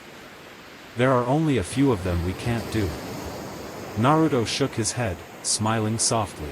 Kurama was entirely too proud of himself, but Naruto bit his lip, not wanting to offend the demon by pointing out that he got sealed for a total of 3 times. Alright Kurama, thanks for your tips. I'll master them in no time. He flashed a monstrous grin, which was returned by the demon in front of him. With that, he finally entered REM sleep. Naruto's eyes opened at his regular time of 5, but he stayed in bed, thinking things over. He suspected that Kakashi might know about his use of Hiraishin against Zabuza. He hadn't exactly hidden himself with smoke bombs, after all. And Zabuza might have been surprised by his trick, but Kakashi had already seen it in the bell test. Even though it was Kawarimi, but this time Kakashi had seen it with his own eyes. With him watching with the Sharingan, there was no way he would dismiss it as a simple replacement. He sighed heavily. He was not looking forward to the talk. There was so much to explain. Realizing his thoughts were leading him into nothing but distress, he got up, hoping to get some morning air. Keeping his steps quiet so as to not disturb Kakashi and Sasuke, he dressed up and headed outside, hoping to put Kurama's theories to test. He got outside, getting some relief from the slight chill of the morning air. He allowed his senses to spread and a tiny frown made its way onto his face when he sensed someone making their way from behind him. Noiseless steps, probably hoping to catch him off guard. I didn't know you were awake, Kakashi-sensei. Well, I wasn't until I heard you move out. He came up beside him, I scrunched up in a smile. Naruto returned a small smile. The two of them sat in silence for a while, lost in their own thoughts. Kakashi finally broke the silence with a question. What jutsu was that on the bridge, Naruto? Even though he had prepared for that question to be asked, Naruto was still caught off guard. Kakashi noticed the minute flinch that Naruto couldn't hide, accompanied by a slightly fearful glint in his eyes. Realizing he had probably scared the boy, he backtracked. I was just curious, Naruto. It was something like what you tried in the bell test, he trailed off, silently asking Naruto to elaborate. Naruto hated when Kakashi got like this, demanding answers from him. And the worst thing was that Naruto had no reason to hide anything from him. Steeling himself, he looked into Kakashi's single eye. Before I say anything, Kakashi-sensei, can you promise me that you will keep this to yourself and only yourself? If Kakashi looked surprised by his request, he didn't show it. He wondered just what Naruto was hiding that was so important as to not tell his team members. He was also requesting total secrecy, but Kakashi drew the line there. He narrowed his eye. If Hokage-sama asks me, then it's my duty to tell him, Naruto. Naruto relaxed a bit at that, the old man already knows of this. Kakashi too, relaxed at that. Keeping secrets from his leader, then having the said leader interrogate you was not fun at all. So, you will show me? The slight hope in his voice made Naruto smile, if only a little. Naruto gestured to his hand, where his sleeve was folded, exposing his wrist before the metal-plated gloves. Kakashi shrugged, offering his wrist, sure. Naruto wrapped his hand around Kakashi's wrist for a moment, then let go, turning back to watch the sunrise. Kakashi examined his wrist curiously, wanting to find out just what Naruto did. His eyes widened and he almost choked on his spit upon seeing a seal formula that looked remarkably similar to what his sensei used. His neck snapped towards Naruto, who was looking back at him with a smirk. Is this? Yup. Sure is. Naruto claimed proudly. But unlike his, the flash is blue. Since my chakra is a deep blue, you know. Kakashi tried to recover from the surprise that Naruto had figured out the technique that made the Yondaime the most feared shinobi across all lands. Trying to keep his voice steady, he asked, can you demonstrate? Naruto frowned but nodded. He flash-stepped to a tree about 100 meters away, missing Kakashi's look of surprise at the use. Without wasting any time, he flashed behind Kakashi, the Jonin's neck. Turning so fast Naruto sworn he heard it crack. Kakashi's mind was blown out of proportions when he saw the blue flash of Naruto's Hiraishin. The fact that Naruto had mastered one of the most complex techniques he had ever seen, hell, even his sensei had ever seen was nothing short of stupefying. He recovered and looked at Naruto, who was watching him carefully. I can see why you want to keep this a secret. Sasuke would throw a fit if he saw you using something that, Kakashi admitted. He could already imagine the scene. Naruto hummed, not at all bothered. He will keep it a secret until the Chunin exams, and if Sasuke finds out before that, it's not like he could do anything. Sasuke could throw all the tantrum he wants, he would never be able to learn the Flying Thunder God, ever. It's not like Sasuke can do anything. The amount of understanding of Fuinjutsu, chakra theory along with the dimension of space-time was just unreal. He won't be able to make it beyond just level 7. Fuinjutsu. Also, space-time is a very rarely studied branch of ninjutsu and Fuinjutsu. I very much doubt the Uchiha library has any research materials related to that. I was lucky my father had done his research so thoroughly, he shrugged.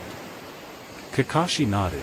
He would hate to see, even though it was inherently and incredibly selfish of him, his sensei's legacy fall into someone else's hands other than his son. He got up. Using the crutches Tazuna was able to find him last night. Come on, let's get some breakfast. They arrived inside to find Sasuke and Sakura already at the table, surprise in their eyes when they saw Naruto and Kakashi entering together.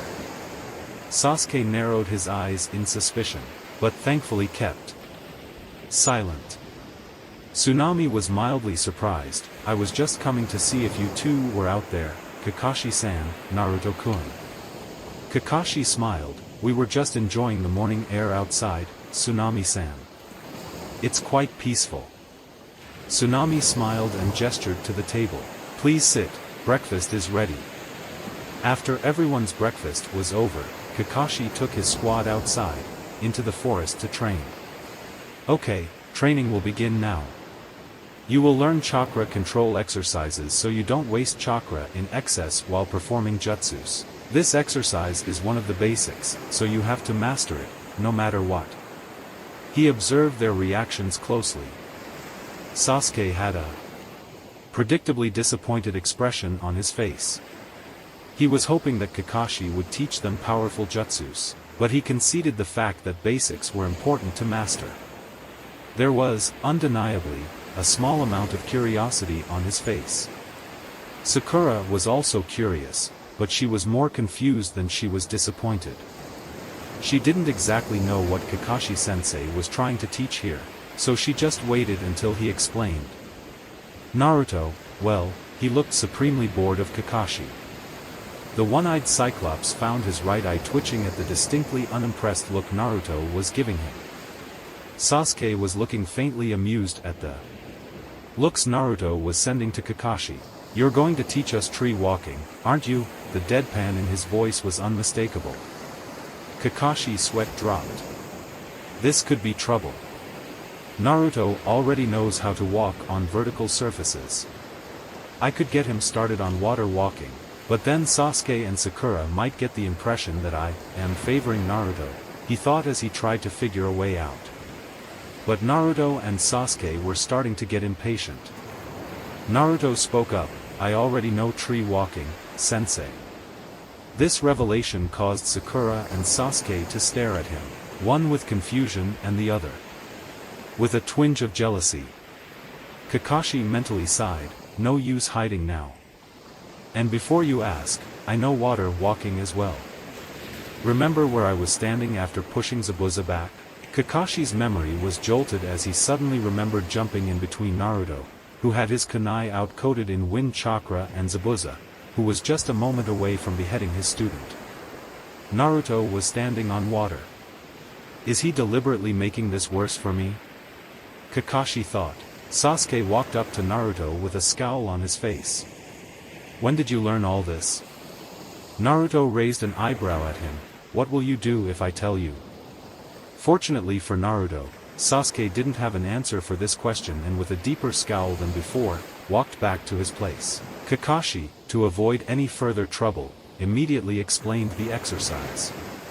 What you have to do, he said while walking up to a tree, is to direct your chakra to the soles of your feet. He put a foot onto the bark and stick to the surface. He was now walking perpendicular to the ground until he turned onto a branch and looked up, or down, to them. Sakura looked up at him with awe in her eyes, while looked at him with narrowed eyes. Probably thinking about how this will make him stronger, Naruto mused. Kakashi threw two kunai in front of Sasuke and Sakura. Get to it, then. As Sakura and Sasuke picked up the kunai and walked away to a tree, Kakashi slowly walked down to Naruto, who was simply looking at him. What do you plan on doing? Naruto said, I'm currently working on 2 jutsus that I took from the shinobi library. I'm planning on mastering them before tomorrow night. Kakashi rose an eyebrow. Nobody can master 2 elemental jutsu in span of a day, you know. Naruto shrugged. This nobody that you speak of can't use shadow clones like I can, sensei. Kakashi's visible eye widened. You know the secret of Kage Bunshin? Naruto smirked. Figured it out a long time ago, sensei. Now if you don't mind, I'll be training. Try to keep Sasuke away from me if you can. With that, he flash stepped away, leaving a gaping Kakashi. Naruto found out that Kurama had hit bullseye on the analysis of both the jutsus. He created 40 clones, dividing them into 2 groups to practice while he tested the memories of last night himself. He was able to reduce the time required to form the compressed, explosive ball of air, but it took the clones the better part of 4 hours to reduce the time required to form the high pressure inside him to launch the ball off at high speeds. At the end of 5 hours, he was panting, sweating flowing down like waterfall on his naked upper body. All his clones were dispelled, including the ones practicing the Suiton Jutsu, just to return him the chakra needed for one last try at the jutsu, before he fell to chakra exhaustion. Naruto had his hands on his knees, trying to get his breathing to get normal. Once he had, he wasted no more time in thinking. Speeding through the hand seals, he mentally shouted, Futon, Kaze Jirai no, Jutsu. He expelled a compressed ball of air from his mouth at great force at a tree. His satisfaction knew no bounds when the ball exploded on the bark, blowing away a large section of it and making the tree fall. He chuckled tiredly, falling on his back. Man! These elemental jutsu sure are tiring. Hey Kurama, would you mind replenishing my reserves just enough so I can walk? I would rather not eat the soldier pill I have. Kurama's chakra rushed into his system, though not so much that he went into a rage or was full of energy again. He groaned as he sat up, putting on his t-shirt and jacket. He walked back to the house, thoughts of tasty food filling his mind. He walked across a clearing when he heard the sound of bark exploding. Curious, he walked towards it and had to suppress the chuckles in him. Sasuke was tree climbing, and falling off. Naruto could see with the many slashes on the bark that showed Sasuke had improved much in just one day, but he was nowhere near the top. Naruto would have moved away if it wasn't for Sasuke discovering him and calling out, Naruto? Is that you? Naruto turned around, yep. Awkward silence descended upon them as Naruto waited for Sasuke to speak while Sasuke did not know what to speak. Naruto, tired of the silence, made to walk away when Sasuke called him out. And dare he think that he was hesitating and nervous? Well. Naruto raised an eyebrow. It's rare for him to come to talk to me. Especially that he's hesitating. Sasuke glanced away, a faint blush on his cheeks and voice hesitating. You said you have mastered this exercise before, right? See, can you give any tips? Naruto was inwardly laughing with Kurama at how awkward Sasuke looked while asking him. As much as I hate to say this, he looks more normal in his usual, arrogant self. On the outside, he smiled and walked to Sasuke, putting a hand on his shoulder. Sasuke looked surprised by this, even when he heard Naruto speak. You know, you could save a lot of trouble for yourself if you just asked instead of demanding. Amusingly, the faint blush on his face was instantly replaced by his regular scowl. Naruto spoke up before Sasuke, but I will help you. You know, out of the goodness of my heart, he added sarcastically.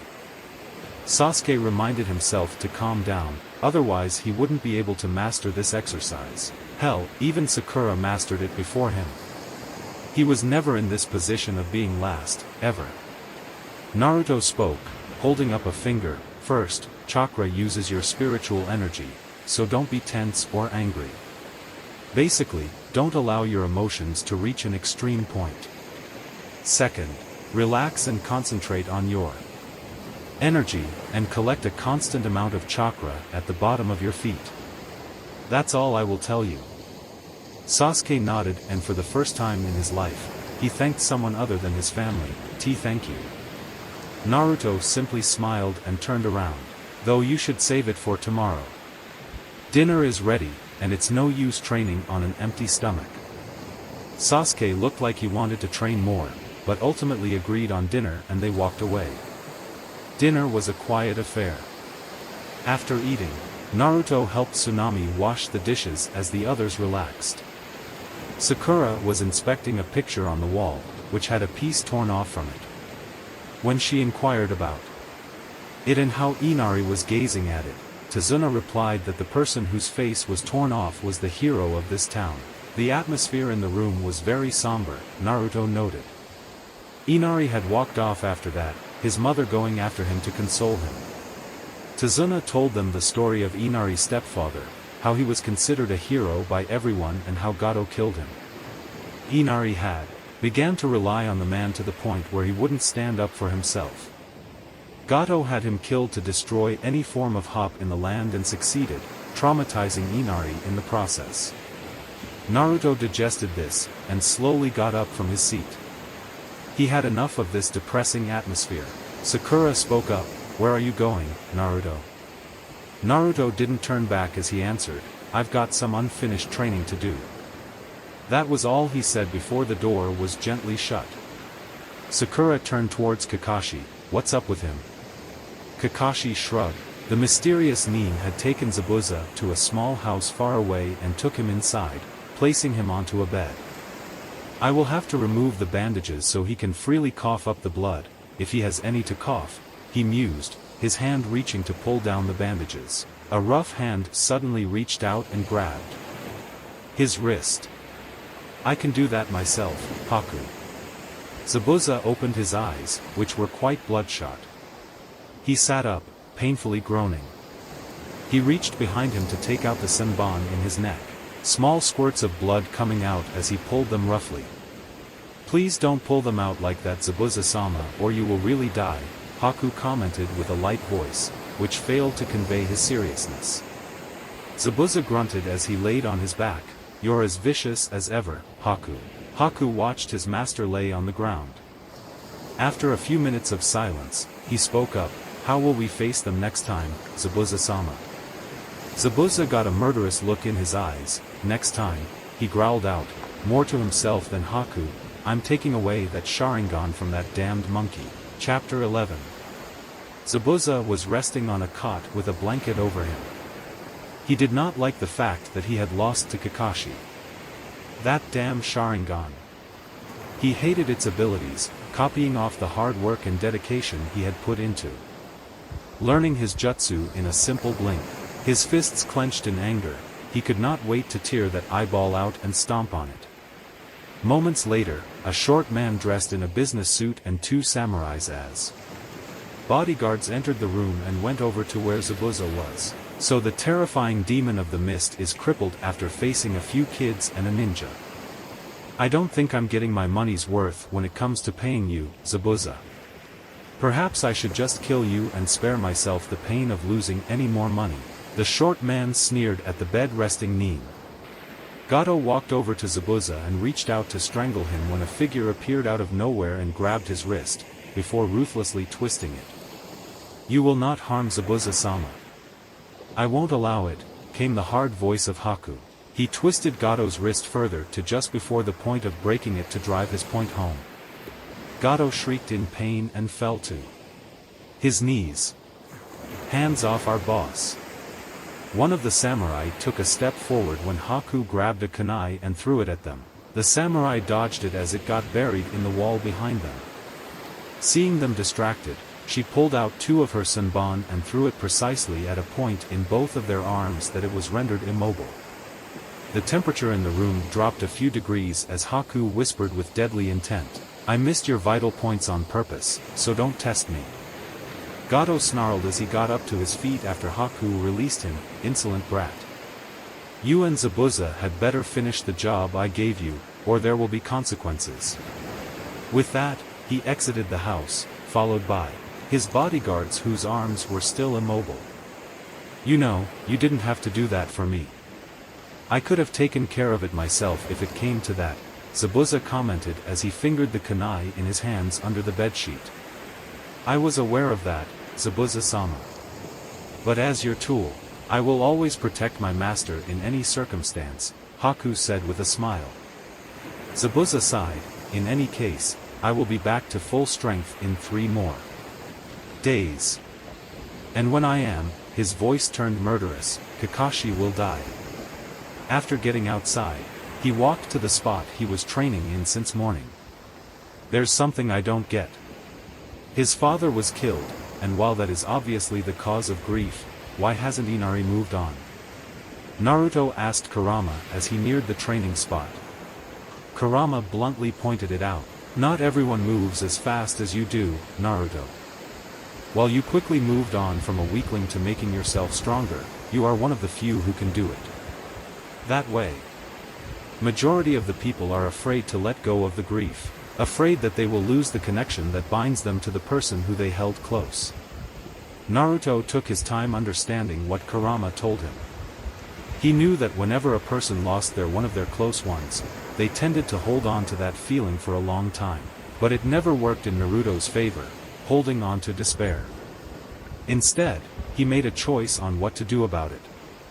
Every time when he fell down and had difficulty in finding a reason to get up, he would forcefully shake himself out of that state and willed himself to get up, simply because he had no reason to stay down either. The purpose of life is to keep moving, and staying down in one spot defied that very purpose. Reaching the spot, he took a deep breath. With Kurama's help and dinner, Naruto had replenished a little less than 2/3 of his reserves. He was thankful for the fact that every time he spent chakra and replenished it, his reserves would grow, just by a little. At one instance, it won't even be noticeable. But in the long run, it would be beneficial. He made a half ram and 40 clones appeared, smokeless and soundless. The clones divided themselves into 2 groups of 20 as before and awaited their orders. Naruto thought for a minute, and spoke up, 20 of you will work on the futon jutsu we learned today. However, I don't consider it mastered until I've managed to perform it perfectly with just one hand seal, considering how strong my affinity is. TH group on the right nodded and Flash stepped away to a new location. Naruto turned to the remaining group, I will be working with you all. We will work on perfecting the Suiton Jutsu this night. After perfecting it, we will work on mastering it like the Futon Jutsu, with one hand seal. Hi, came the chorus of the group. And so they began their training until all the clones dissipated and Naruto fell unconscious. Haku wore a pink kimono with red cherry blossoms and wooden sandals. He was carrying a basket and slightly humming to himself. While boys of his age would cringe at his choice of clothes, Haku had no such problem. In fact, he wore them just so he could witness the absolute shock on people's face when they figured out he was a boy and not a girl. It was amusing, no, scratch that, it was always downright hilarious. After an hour of walking, he came upon what he was searching for. Kneeling down, he began to pick herbs. His basket was almost half full when he felt something off. Getting up and turning around, he watched the scene with mild amusement and curiosity. 20 feet away, he saw the boy his master had fought 3 days ago. Naruto, his mind supplied helpfully. From what he had seen in the fight, he was very skilled, both in body and mind. He knew how to perform elemental jutsu, which his master had told him that no genin is capable of. His use of them, incorporating them into his tactics, such as when he beat Zabuza's clone. Granted, that clone only held 1/10 of the original's power, the feat was nothing short of impressive. And he had come up with a strategy to free his sensei, on the fly, and had to land 2 hits on Zabuza. This boy was extremely dangerous. The boy was laying down, limbs spread away from the body. He was not even aware of the birds that had taken perch on him. Haku had an internal debate. He could either quietly collect his herbs now and leave, or he could kill him and save some trouble later on. He stretched his arm towards Naruto's throat, silently deciding to kill him now and swiftly, to spare him the pain. I would advise against that. Haku jumped back in surprise and watched as Naruto instantly opened his eyes, as if he was not asleep at all. But his slightly puffy eyelids gave it away that the boy had been asleep, but woke up due to feeling his presence. Naruto took a few moments to shake off the drowsiness from his eyes before turning to address the girl. Jolting me awake hasn't been pleasant for anyone who has done that. Haku watched as he kipped up to his feet before working out all kinks in his joints, all the while completely ignoring his presence. Naruto worked out the stiffness in his body while simultaneously going over the results of last night's training. The group of clones practicing the Futon Jutsu were able to reduce the number of hand seals to 1 and execute it perfectly. Well, that's one good thing, he thought. He and the group of clones practicing the water jutsu had also perfected it. Naruto could now use Suiton, Suidanya, water style, water severing wave, perfectly with all 5 hand seals. In addition to that, he also had the Nidame's notes on that jutsu to help him shorten it to just 1 hand seal. He finally turned to face the girl, who he found was quite pretty. "So, what are you doing here?" His question snapped Haku out of his trance and he bent down to make it appear he was picking herbs. "I'm picking herbs for a friend. He's quite ill, you see." Haku sincerely hoped his voice did not waver. Naruto, to his credit, only rose an eyebrow. "Then you might want to avoid that herb. I've read it's quite poisonous," he said, nodding towards the ground. Haku looked down and an embarrassed blush came over his face. He was going to pick a herb that was more suited to make poison than antidote. To cover up his embarrassment, Haku decided to introduce himself. "By the way, I'm Haku." Naruto extended his hand. "Uzumaki Naruto. Nice to meet you, Haku-chan." Haku inwardly laughed as he imagined Naruto's face when he revealed he was a boy. "For now though, nice to meet you too." Naruto gestured to her basket. "Can I help you in collecting those herbs?" Naruto and Haku collected herbs to fill Haku's basket. "Why are you collecting the herbs so early in the morning, Ne-chan?" Haku replied with a question of his own. "What are you doing here so early in the morning?" Naruto internally narrowed his eyes at the attempt to avoid the answer, but answered nonetheless. "I was training in the night. Guess I fell unconscious due to exhaustion." Haku asked, "So, you are a ninja?" Naruto nodded with a smile. Haku gave a small worried frown. "But isn't that dangerous? What if you get killed?" Naruto shrugged. "I may. It comes with the territory. If I die, that means I was meant to, so running away from my death would be futile. If I was meant to die so soon, I would have been killed many times. Over already." Haku gave a small sound of understanding. "I see. And why are you training? Aren't you strong enough?" Naruto shook his head. "I may be strong, but there's always room for improvement. Besides, becoming stronger means I will be closer to becoming Hokage," he ended with a grin. Haku stared at him for a few moments, then spoke. "You train because you want to be strong enough to protect your precious people, don't you?" Naruto gazed at Haku with something akin to respect in his eyes. His azures stared into her light brown as he whispered, "Go on." Haku knew from the moment he gazed into Naruto's eyes that Naruto fully knew what he was talking about. Nonetheless, he spoke. "I believe that you have precious people and you are working hard to grow stronger to protect them. If you have something to protect, only then you can be truly strong." Naruto kept his intense gaze on Haku, who returned it without flinching. After a long moment, Naruto smiled and said, "Never have I met anyone before except my Jiji who shares my understanding of fighting to protect. You have the most accurate idea of where strength comes from, Haku-chan. You have my respect for that." Haku smiled and stood up from where he was sitting and picked up his basket.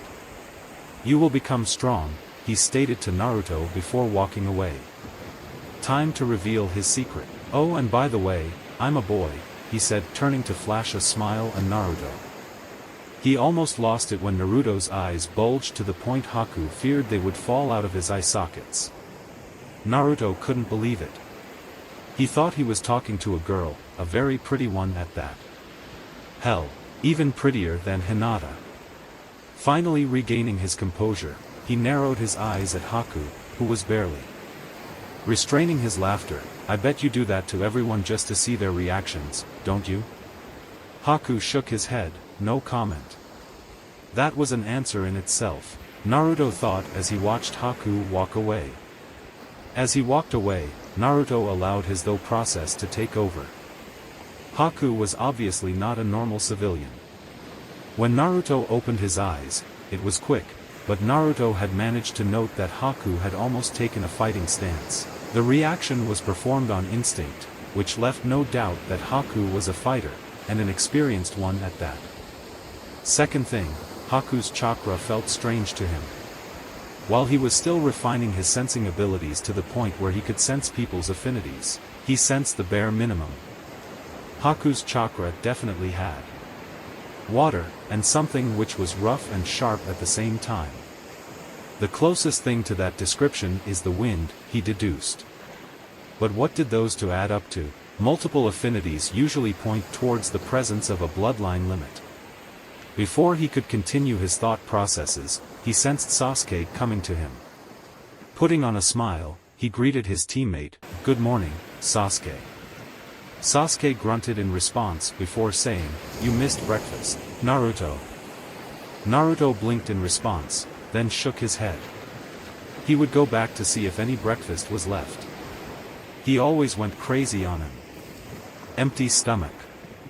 He walked past Sasuke, who was warming up with some stretches. Naruto had no doubt the boy was going to put his tips to test while climbing the tree. Reaching the house, he went inside and found Tsunami washing the plates from breakfast. Hesitating a bit, he called out, "Tsunami-san?" The woman turned and smiled upon seeing Naruto. "Naruto-kun, you're back." Her smile turned into a concerned frown. "Are you alright? You were training all night. What if you had caught a cold?" Naruto shook his head, amused at the notion. He had never been ill in his life, courtesy of having the Kyuubi residing in him. "I don't catch a cold, Tsunami-san.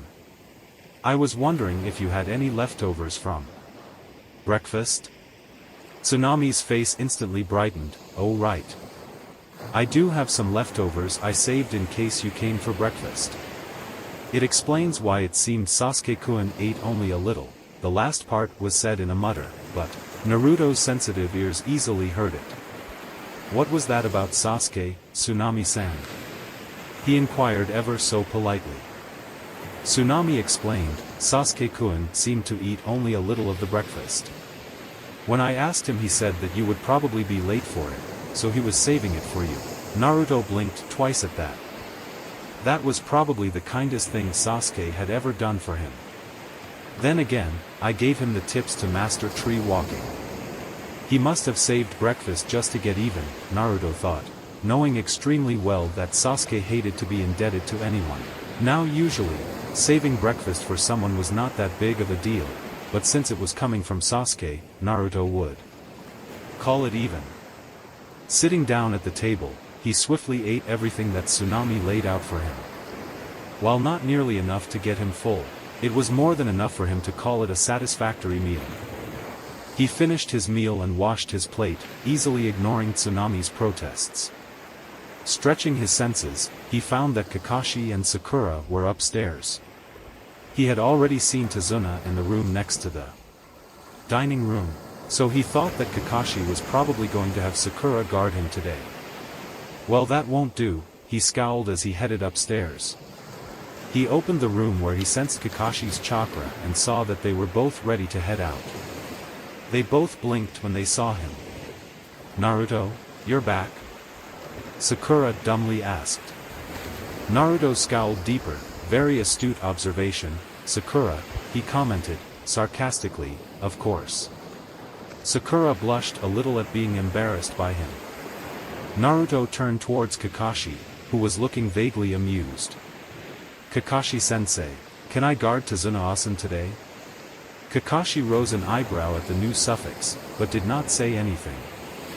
Thinking over, he thought that having Naruto guard Tazuna was an excellent choice. Naruto was the strongest of his genin, and was easily able to hold himself against Zabuza long enough to escape. He didn't need to worry about him for another 3 days, unaware that the man would recover in just one more day. Also, Naruto had an excellent way of retreating should the situation get worse. He answered, "I don't see why not. Have you completed the training that you were doing last night?" Naruto nodded. Kakashi nodded in approval, before turning to Sakura. Sakura, you are with me and Sasuke today. Naruto, you will guard Tazuna today. However, he paused and frowned as an uneasy feeling settled in his stomach. He didn't know why, but he trusted his gut feelings. You will return 2 hours early today. I have a feeling we will be facing Zabuza much sooner than 3 days later. Naruto frowned but nodded. He would keep lookout for any trouble while Tazuna worked. His danger sense would come in extremely handy in that field. Don't forget about your training, Kurama reminded him sternly. Naruto nodded absently as he changed his clothes into an identical set and restocked his hip pouches from his sealing scroll. After double checking that he was ready, he quickly exited through the window and briskly walked to the front where he found Tazuna waiting. Tazuna looked surprised at his presence. You will guard me today, Naruto? When Naruto smiled and nodded, Tazuna chuckled. Well, it looks like I have nothing to be afraid of. Now, let's go already. I'm late. Naruto held up a hand. Wait a minute, Tazuna-san. I'll back in a moment. With that, he flash-stepped away at his highest speed to last night's training spot. Wasting no time, he created 90 shadow clones. The whole clearing was full of them in mere moments. 30 of you will work on mastering the Suiton Jutsu we perfected last night. The rest of you, divide yourself into groups of 30 each and practice on learning and perfecting the 2 Suiton Jutsu I copied. From Kakashi in the fight against Zabuza, he commanded his clones. All of them nodded as one and divided themselves, but Naruto was already gone. Appearing beside Tazuna so fast that the man yelped in surprise. Naruto spoke as if he had not noticed. I have a solution for your late problem, awesome. Not waiting to hear any protests, Naruto picked Tazuna up in a fireman's carry and flash-stepped away, the man's cries echoing into the distance. Appearing on the bridge in just 10 minutes, Naruto set Tazuna down, who looked a little green. Next time, give me a warning before you do that. Naruto blinked innocently at that, causing Tazuna's eyebrow to violently twitch. But he sighed and walked away to start today's work, grumbling about brats who are way too fast. Naruto only smiled and Saturday down, intent on working on his sensing abilities. This way he could train and keep a lookout for danger as well. While he stretched his senses as far he could, he reflected on what he saw on the way to the bridge. The town was barely alive, with all its people caught in the jaws of poverty. It was not a sight he wanted to see again. Children begging on the streets, even fighting among themselves for food. Naruto kept his senses active the whole time, trying and partially succeeding to make it second nature to him, something that would keep running in the background by itself while he focused on the more important tasks. Overall, it was an uneventful day, for which Naruto was thankful for. His clones had disappeared sometime in the afternoon, with good news. Suiton, Suidanyo was now considered mastered, as Naruto's clones were able to reduce the number of hand seals to 1. Suiton, Daibakufu no Jutsu, Water Style, Giant Vortex Jutsu, was surprisingly easy to learn and perfect, considering it was a high A-rank jutsu. It helped that it had only 18 hand seals. He would work on mastering it when he returned to Konoha, when there was no threat. Suiton, Suryuden no Jutsu, Water Style, Water Dragon Jutsu, was something he'll work on later. That jutsu was incredibly complex, consisting of 44 hand seals and requiring an extreme amount of chakra. While chakra amount was not a problem for him, he wanted to be cautious while using it so he did not waste a single drop of chakra while executing it. He took Tazuna home, via flash step. They were just 5 minutes early of the assigned time Kakashi had given them. Going inside, he found Tsunami preparing dinner. Hello Tsunami-san. The said woman turned, surprise in her eyes. To-san, Naruto-kun, you are quite early today. Naruto shrugged, Kakashi-sensei's orders. Anyway, can you please tell me how long before dinner is ready? Tsunami smiled, it will be ready in 20 minutes, Naruto-kun. Naruto nodded and walked outside, deciding to have a little fun. Walking over to where Sasuke was, he was not surprised to note the boy was easily sticking to the bark of a tree. Time for some torture. An unholy glint entered his eyes. Sasuke! He called out. Seeing the boy look at him, he motioned him to come to him, which he did. How about some training? Moments later, Sasuke was standing on the side of a tree, a scowl on his face. What kind of training is this, Doge? Naruto made a half-ram sign, causing 5 shadow clones to appear, as well as causing Sasuke's scowl to become deeper. He greatly envied Naruto's ability to make shadow clones, and that too in no small quantity. He hated to admit it, but Naruto could spam more clones than he could make regular ones, the ones that are an illusion. He had demanded Naruto once to tell him the secret to shadow clones. Naruto had scoffed at him and bluntly told him that he had no intention of doing that. Besides, shadow clones require a lot of chakra, something Sasuke didn't have to spare.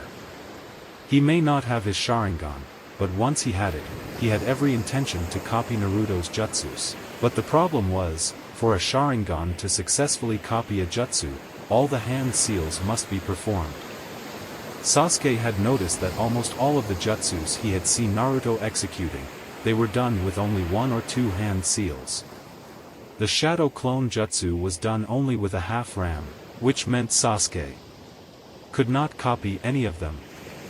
He was not an idiot. Sasuke knew that jutsus have multiple hand signs, which indicated Naruto was highly proficient in performing them with only 1 or 2. Quelling his frustration, he focused on what Naruto was saying. He had a very innocent look on his face, something that did not bode well. The rules of this training are very simple. You have to remain stuck to the tree and not fall on the ground, Naruto said, choosing his words carefully. There was a loophole in what he said, but he was curious if Sasuke could read in between the lines. Sasuke scoffed, "Is that all? Then this will be easy." However, he was suddenly forced to dodge the shuriken that almost cut him. He was given no time to recover as a hail of shuriken came towards him, forcing him to dodge like his life depended on it. Naruto grinned savagely as his shadow clones gave Sasuke no time to rest. He saw Sasuke almost fall onto the ground, but he barely recovered in time. Deciding to give the guy some inspiration, he called out, "I don't see how this is easy for you, Sasuke. You are barely clinging onto the tree. And you've got 3 cuts, which means you are dead 3 times over." Absently creating 5 more to replace those whose shuriken were finished, he added salt to the injury. "When I mastered tree walking, I could dodge them with my eyes closed." That did it for Sasuke. He was already sour about the fact that he was the last one to master tree walking. But he had to admit, this training was good, excellent even. Naruto was forcing his body to make the tree walking almost second nature, so he could concentrate on the more important tasks. But he did not need to taunt him like that. He growled and concentrated on sticking to the tree first, then worrying about the shuriken. But Naruto gave him no time, forcing him to act on instinct. Naruto continued this for 15 more minutes, and by the end of that, Sasuke was a sweaty mess, lying flat on the back on the ground. He didn't even have the energy to glare at Naruto, who was looking entirely amused with him. "You, son of a," he wheezed out. Naruto shook his finger at him as if reprimanding a child. Now, watch your language. There are children around here." That bastard. He was having too much fun at his expense. Abruptly turning around, he said, "Dinner's ready. Let's go." He started walking, not waiting for Sasuke. Dinner was uneventful, the only thing amusing was watching Sasuke eat. The boy had attacked the food with the speed of a snail, he didn't have energy to even eat. After the dinner, Naruto was sitting at the table as Tazuna happily reported his progress. "The bridge will soon be complete. Though I have to ask, why did you guys stick around even after I lied about the mission? Kakashi folded his hands as he thought about the answer. Not doing right when you know it is right is the coward's way. Those are the teachings of our previous Hokage. That is the way of the shinobi. We don't work just for money. Inari, who was looking down at his plate, looked at Naruto and immediately wished he hadn't. Naruto had his arms folded across his chest, eyes facing the ceiling and a small smile on his face. He looked completely carefree, as if he had no worries. Flashbacks of his father triggered inside his mind. Kaiza saving him, protecting him, making him happy. However, those thoughts only brought pain now. Something snapped inside him at that moment. Slamming his hands on the table, he stood up on his chair. It was enough to bring all the attention in the room towards him. But didn't care, he had had enough of Naruto's carefree/indifferent and bored attitude. Why are you trying so hard when you will only fail? You can't beat Gado's men even if you keep training. No matter how hard you try, weak people always lose to the strong ones. Though it addressed all the ninjas in the room, somehow, everyone felt that Inari was only shouting at Naruto. Naruto leaned on the table, chin on his hands and expression vaguely confused. It seems you are confusing us with the weak people kid, he said, his confusion from earlier gone. However, Inari was on a roll. Shut up. It pisses me off when I watch you. You're always fooling around and having fun. You don't know a thing about suffering or how hard life is for people like us. You'll only end up getting killed. Tears were streaming by the end of his shouting. Kakashi had tensed up during Inari's shouting. To say Naruto doesn't know suffering, it wasn't possible to be more wrong. He expected Naruto to lash out and prepared to defend Inari, but nothing happened. Naruto was sitting there as if nothing had happened. There wasn't a silver of rage on his face. However, inside his mind, a storm was raging. His emotions were going wild. But he had to control them, push them towards a temporary goal. This kid needs a reality check. Keeping his voice even, he spoke, "You know, you're exactly right." Kakashi looked at Naruto with surprise. That was the last thing he expected Naruto to say. The strong will always defend the weak. Gato, and by extension his organization, are weak. Nothing but a bunch of cowards who pick on people who can't out up a fight. They can only win against those who don't have the will to fight back. Against us trained shinobis, they are nothing. A dangerous look crossed his face, a look that even Sasuke and Kakashi got terrified of a bit. We aren't weak. Don't lump us in the same category as you. He scoffed disgustedly and turned his head away. We're nothing alike. Inari cried harder as he glared even more heatedly at Naruto. I'm glad we're not alike. I'd hate to be like you. You don't even have a care in the world. You don't know how hard life can be. The tension in the room was thick as everyone stared at Naruto, who for the first time in his ninja career, felt truly angry. His azure blues were as cold as the coldest ice, anger swimming inside them. Though he held back from channeling killing intent, his eyes were just as effective. The rage in his eyes was enough to put fear inside Inari, whose legs lost strength and was forced to sit down. Look at yourself, bitching and moaning about life. Thinking you have it hard, his voice was a whisper, yet it was so thick of rage that terrified his team. While Kakashi felt his rage was justified, Tazuna and Tsunami were wide-eyed. They had no idea such a sweet boy as Naruto held so much rage inside him. Naruto straightened up in his seat. His mind went back to the children he had seen on the way to the bridge. The ones who he had no doubt were orphans. You sit here, with a loving family. With a mother that cooks for you, worries for you and loves you. A grandfather that is building a bridge so this country can be free of Gado's reign. Naruto looked upon Inari. With clear disgust, some hard life you have. Sakura finally had enough of Naruto berating Inari. She felt that Naruto was being unnecessarily harsh on the boy. Naruto. That's too far dash. That was all she had gotten out before Naruto pinned a fierce glare on her, enforced with killing intent. Shut up. Sakura was not so terrified of the killing intent as much as she was of the smoldering rage in his voice. She fell back like a bag of potatoes. Naruto turned his gaze back on Inari. I'm willing to bet that you've never stepped a foot outside this house. Never seen the town, where children younger than you have lost their parents, both of them. He finally raised his voice, and felt a dark satisfaction in seeing everyone flinch, even Sasuke. I'm glad I'm nothing like you. I actually decided to do something with my life instead of becoming a crybaby, sitting in a place and whining how hard life is. News flash, there are people out there who have it far worse than you do. You are nothing but a coward who refuses to do something right. Even though his words were fueled with rage, his actions were anything but rough. He gently pushed his chair away and headed to the door. Kakashi asked him, Naruto, where are you going? Naruto did not look back as he replied, to burn off some of this anger. The door closed gently behind him.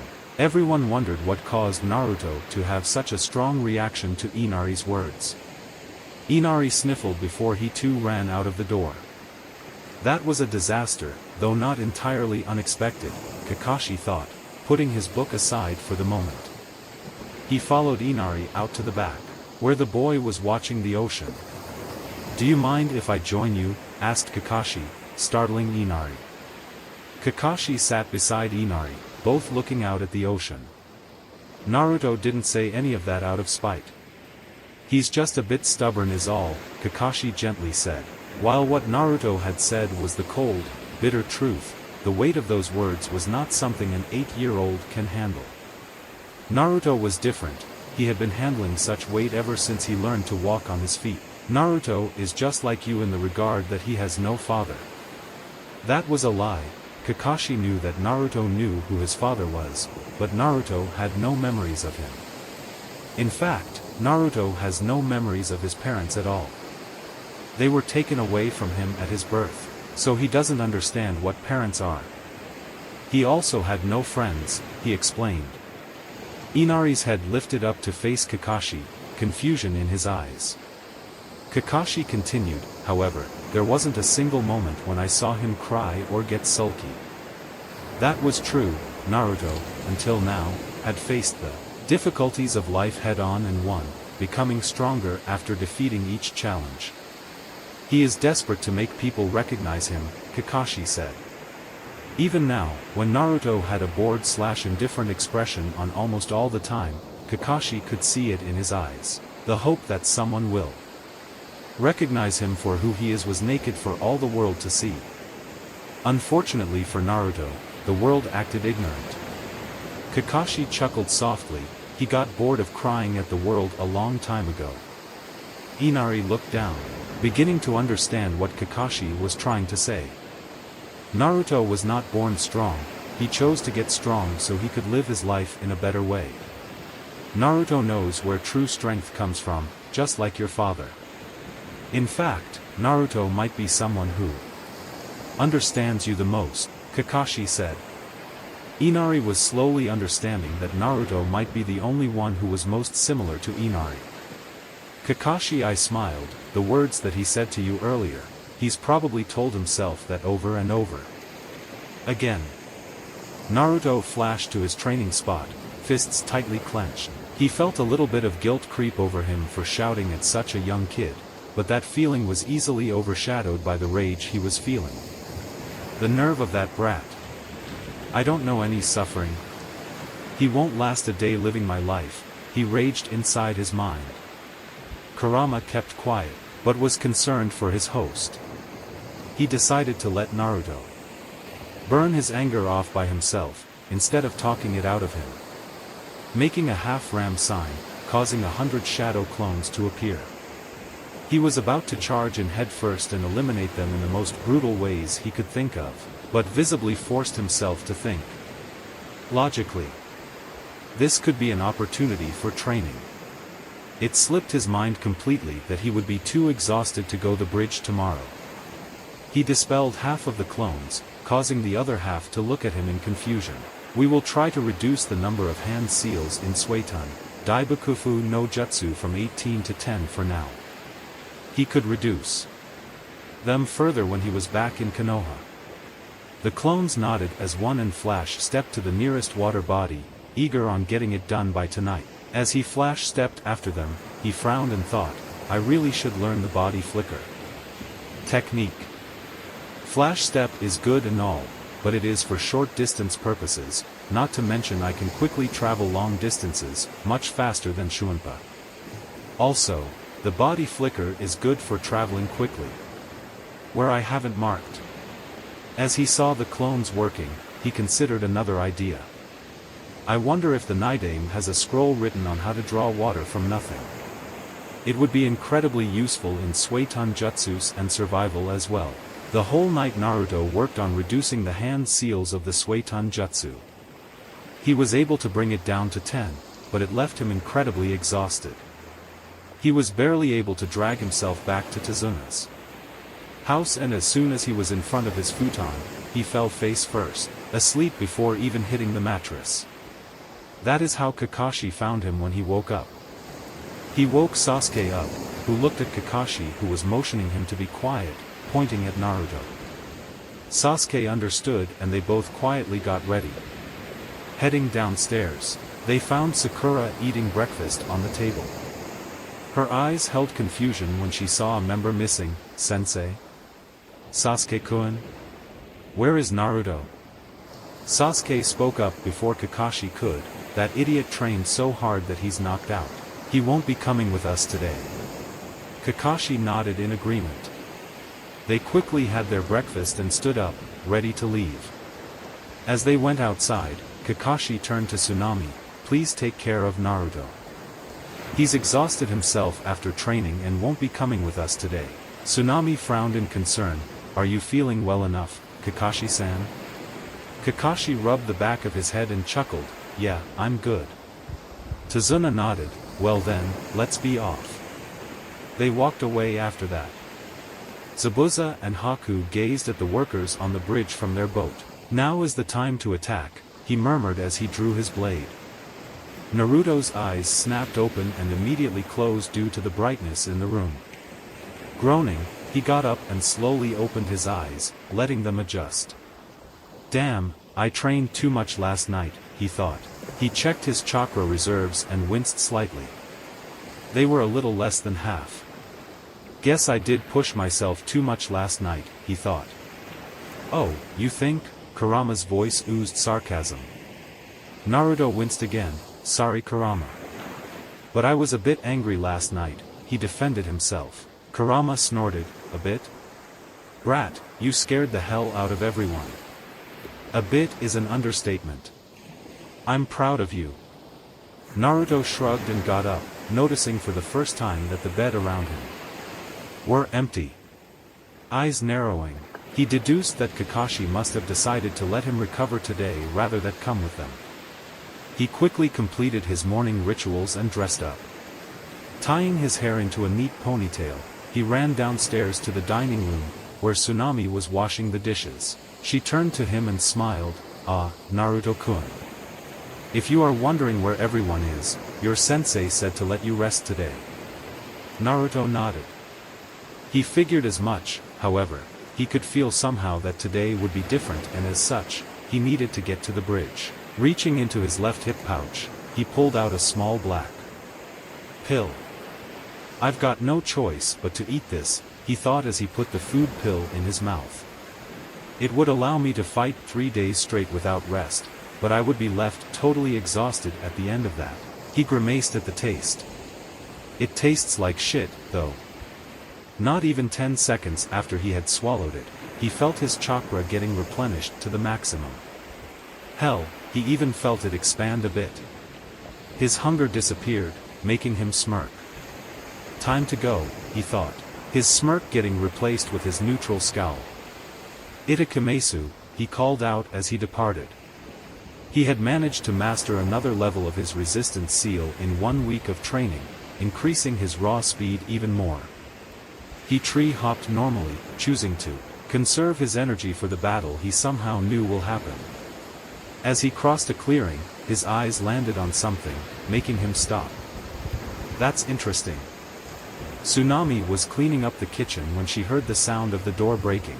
2 men with swords came inside and one of them grinned. Daughter of bridge builder Tazuna, you are coming with us. Inari heard the noise and saw his mother going with the men.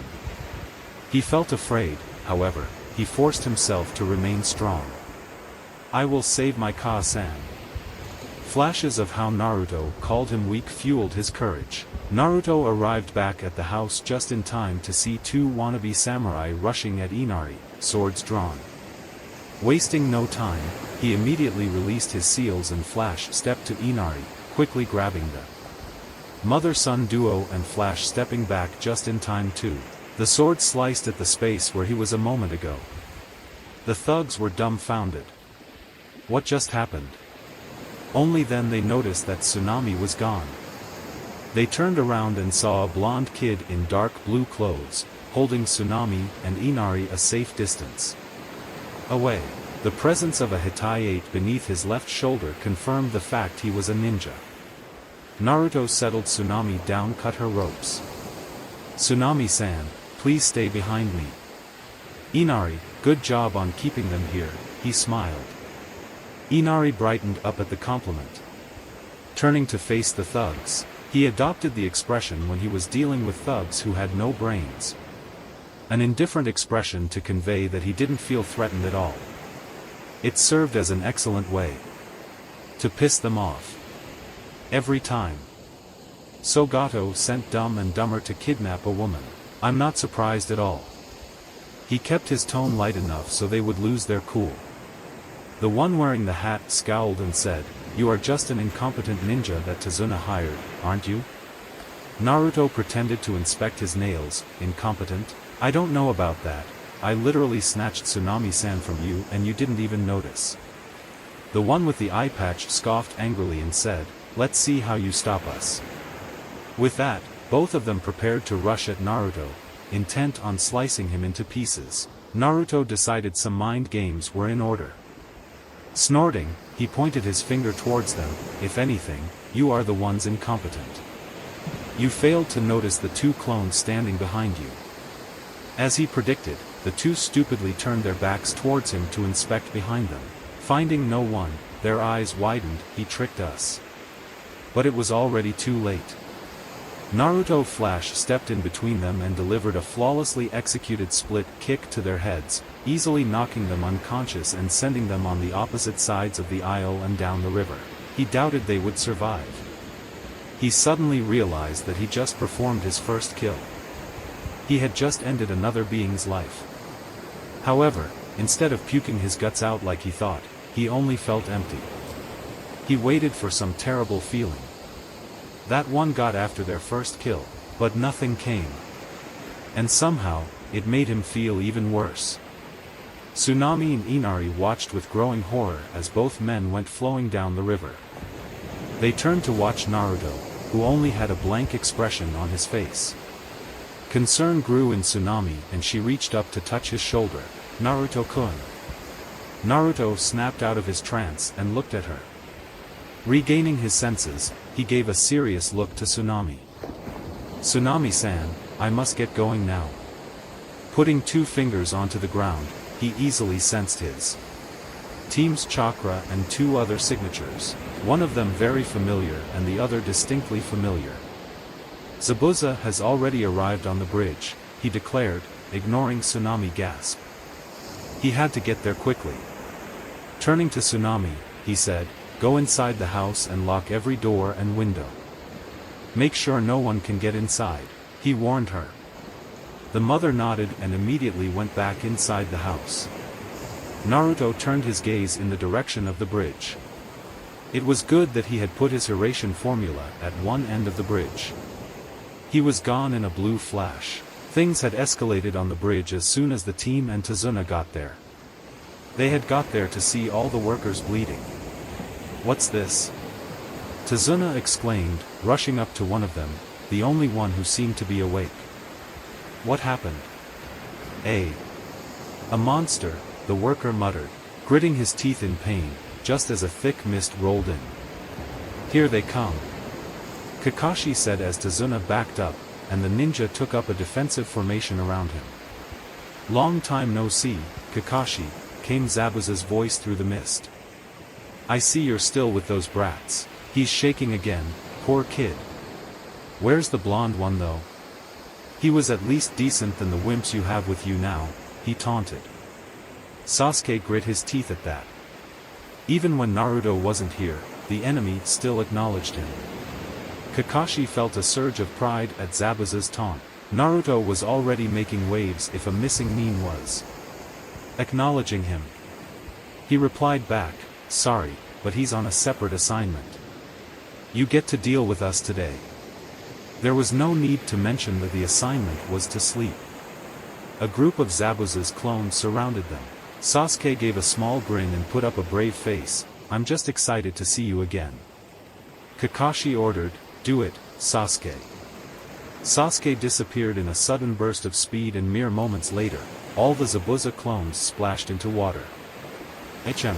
He saw through the water clones, came Zabuza's voice as the mist cleared slightly to show Zabuza and that fake hunter nin standing on the bridge. "It looks like a rival has appeared, Haku?" "Indeed it does," the hunter nin, Haku, said with a nod. "But I still stand by my point. The blonde one was way faster than what I just saw," Zabuza said. Haku then started spinning incredibly fast, moving towards them. Sasuke tensed up and met him in between, his kunai clashing against Haku's Senbon. "I don't want to have to kill you, but you won't stand down, will you?" Haku asked, which made Sasuke scoff. "Don't be foolish. I see. But you won't be able to keep up with my speed the next time. Plus, I've already gained 2 advantages." "2 advantages?" Sasuke repeated. "The first is the water on the ground. And the second is that I have occupied one of your arms.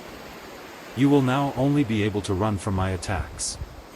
Sasuke's eyes widened along with Kakashi's when Haku started forming seals with only one hand, ending in a half-ram seal again.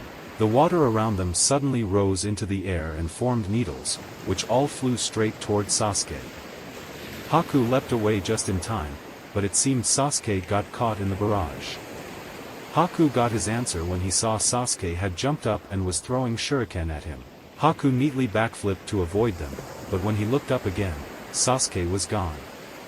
"You're pretty slow," came his voice from behind him. "Now you can only receive and block my attacks." Sasuke slashed at Haku, who blocked with his hand. He almost missed the kunai in Sasuke's other hand and ducked low, right in path of Sasuke's kick, which connected to his mask.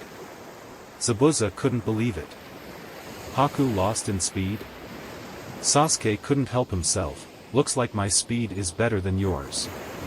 However, Zabuza quickly recovered and said, "At this rate, you will be defeated, Haku. You know that, right?" Haku got up and formed a strange hand seal. "Yes. We can't have that now, can we?" All of a sudden, the air seemed to get cold. Hijitsu, Makyu Hayushu.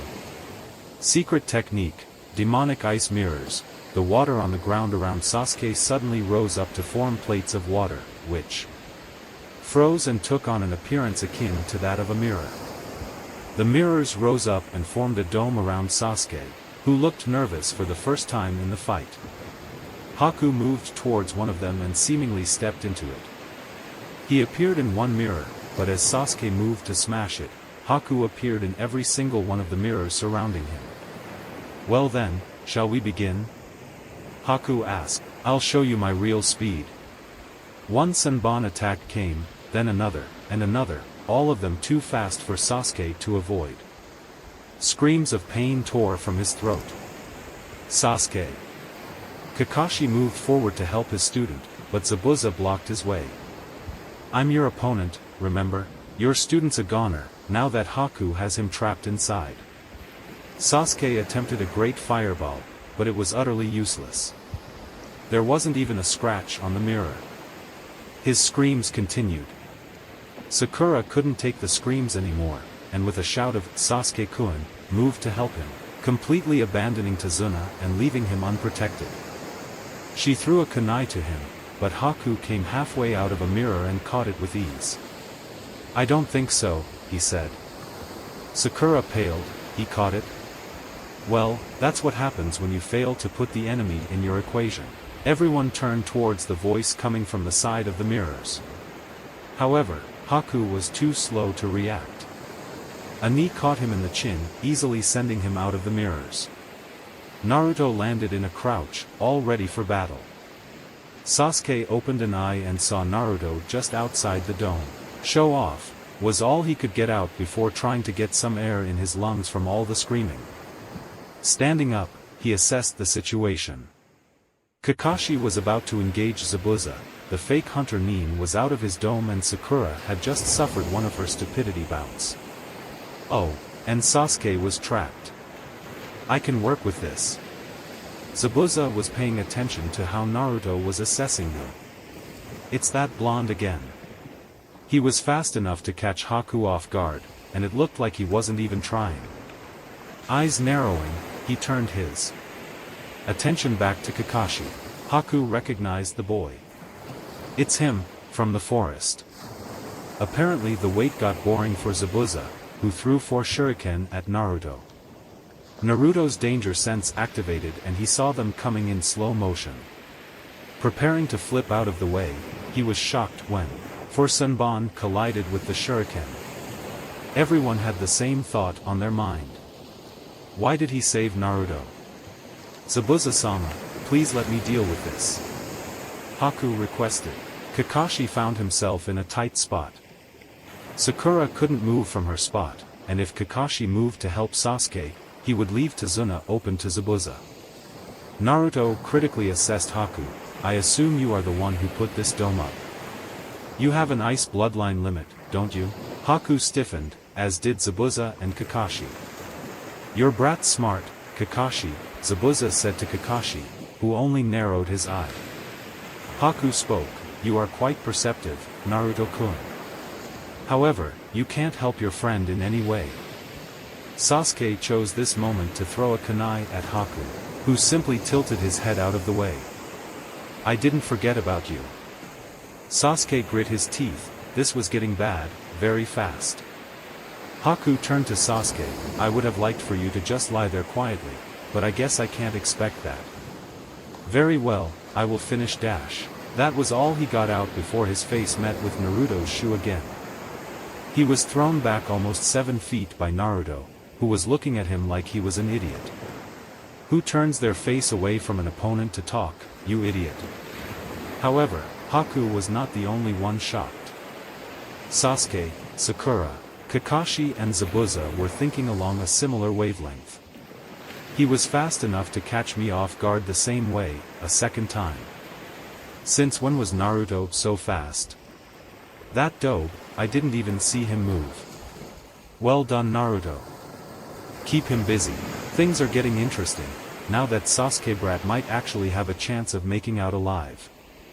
Haku wasted no more time.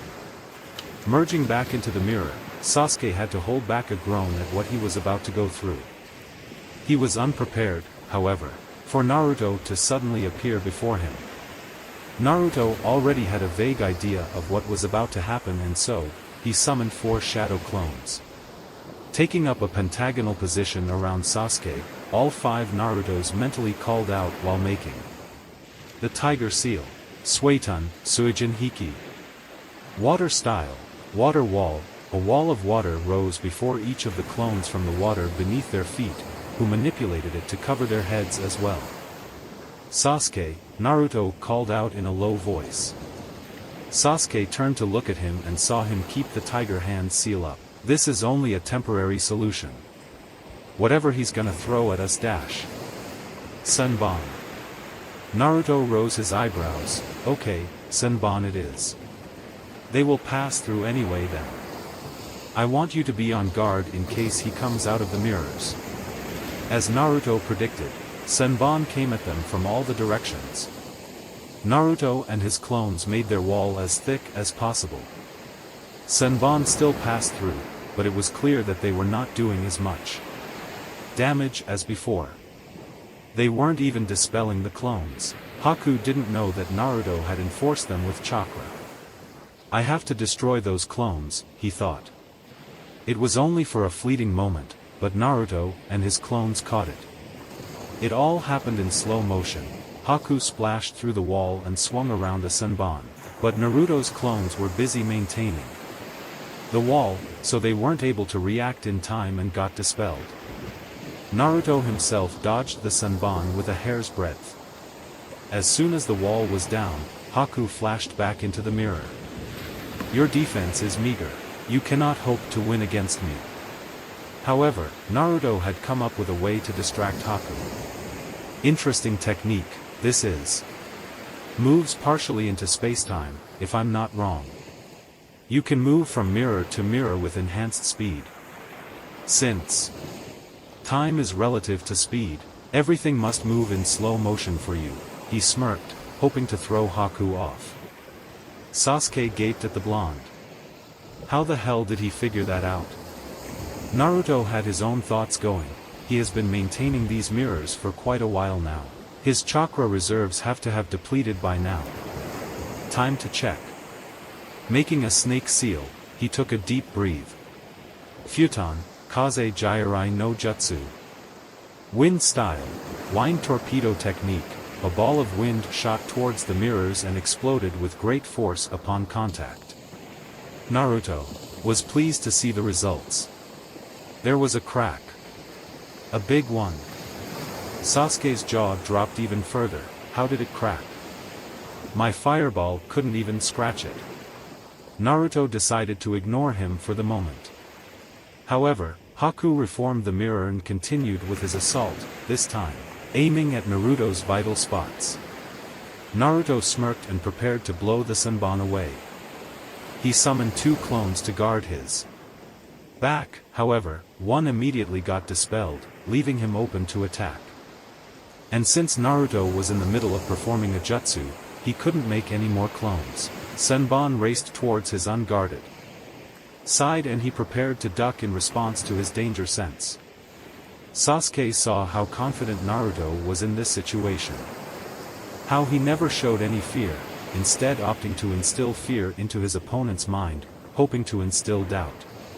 Seeing Naruto smirk, Sasuke had no doubt. The blonde had a plan and it would work. However, seeing Senbon racing towards Naruto's unguarded side, something moved in him.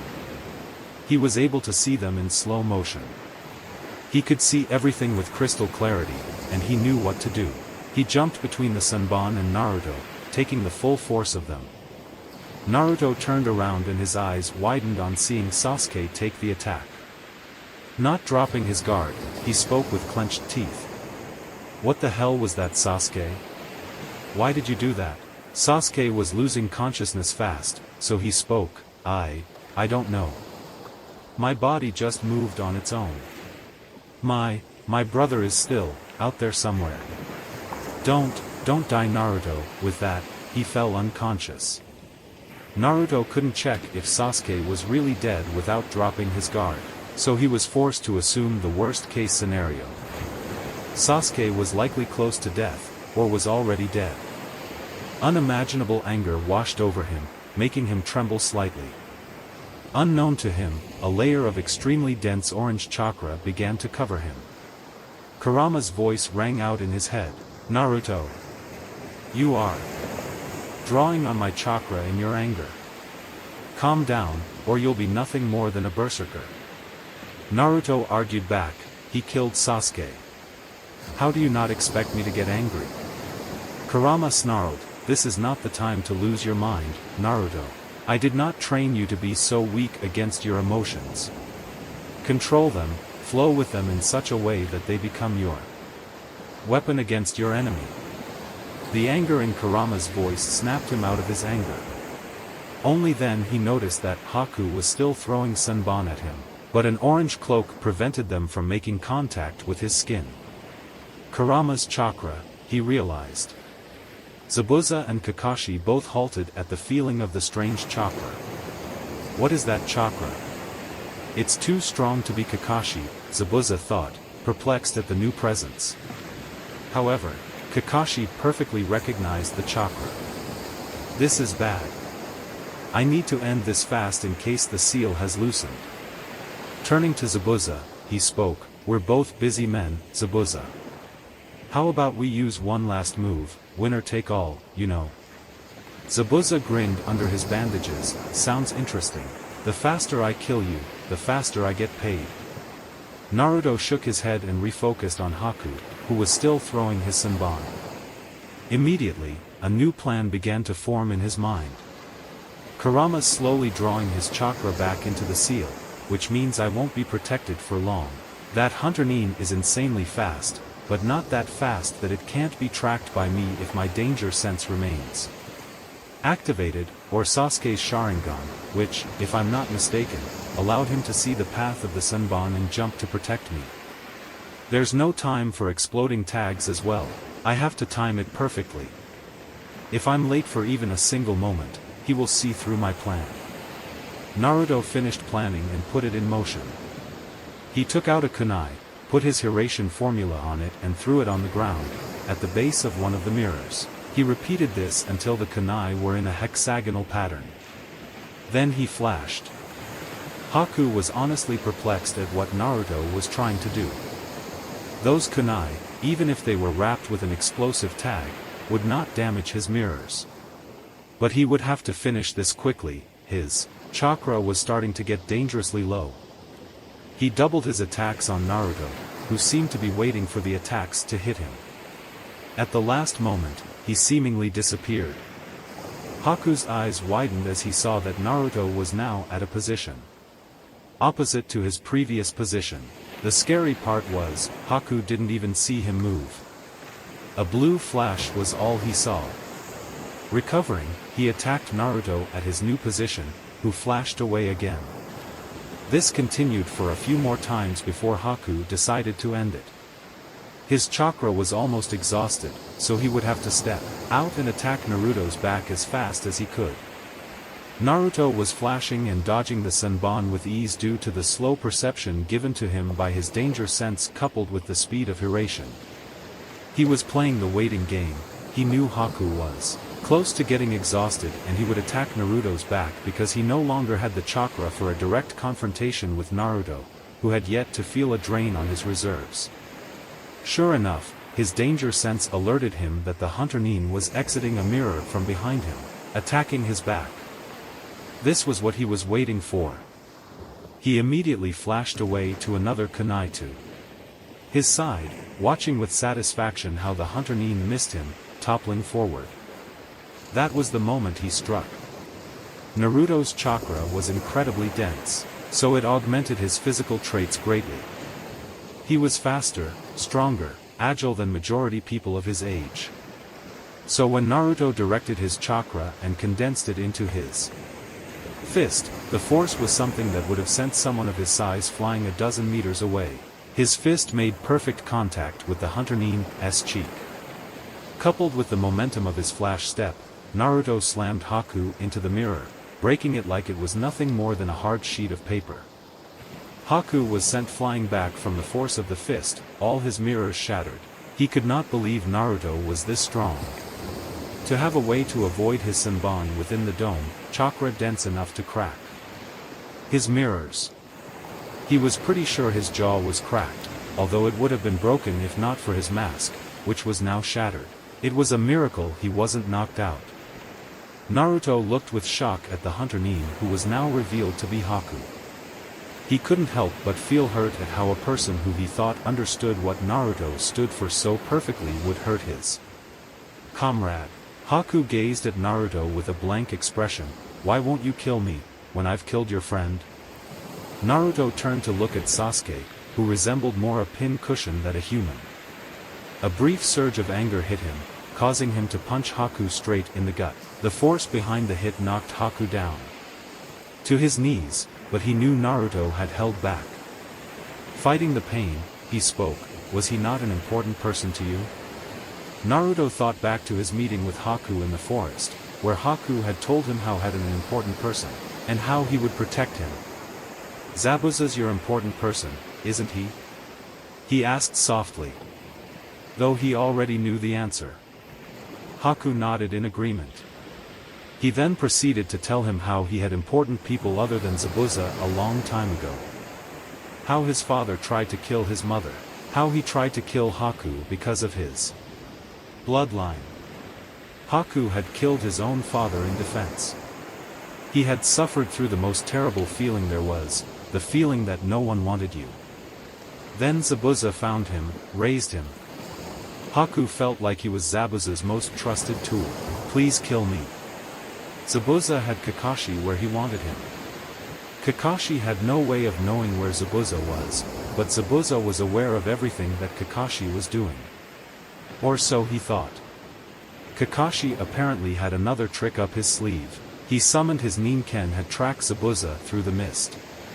The dogs had trapped Zabuza in his place, allowing Kakashi the time to execute his original move, the lightning cutter.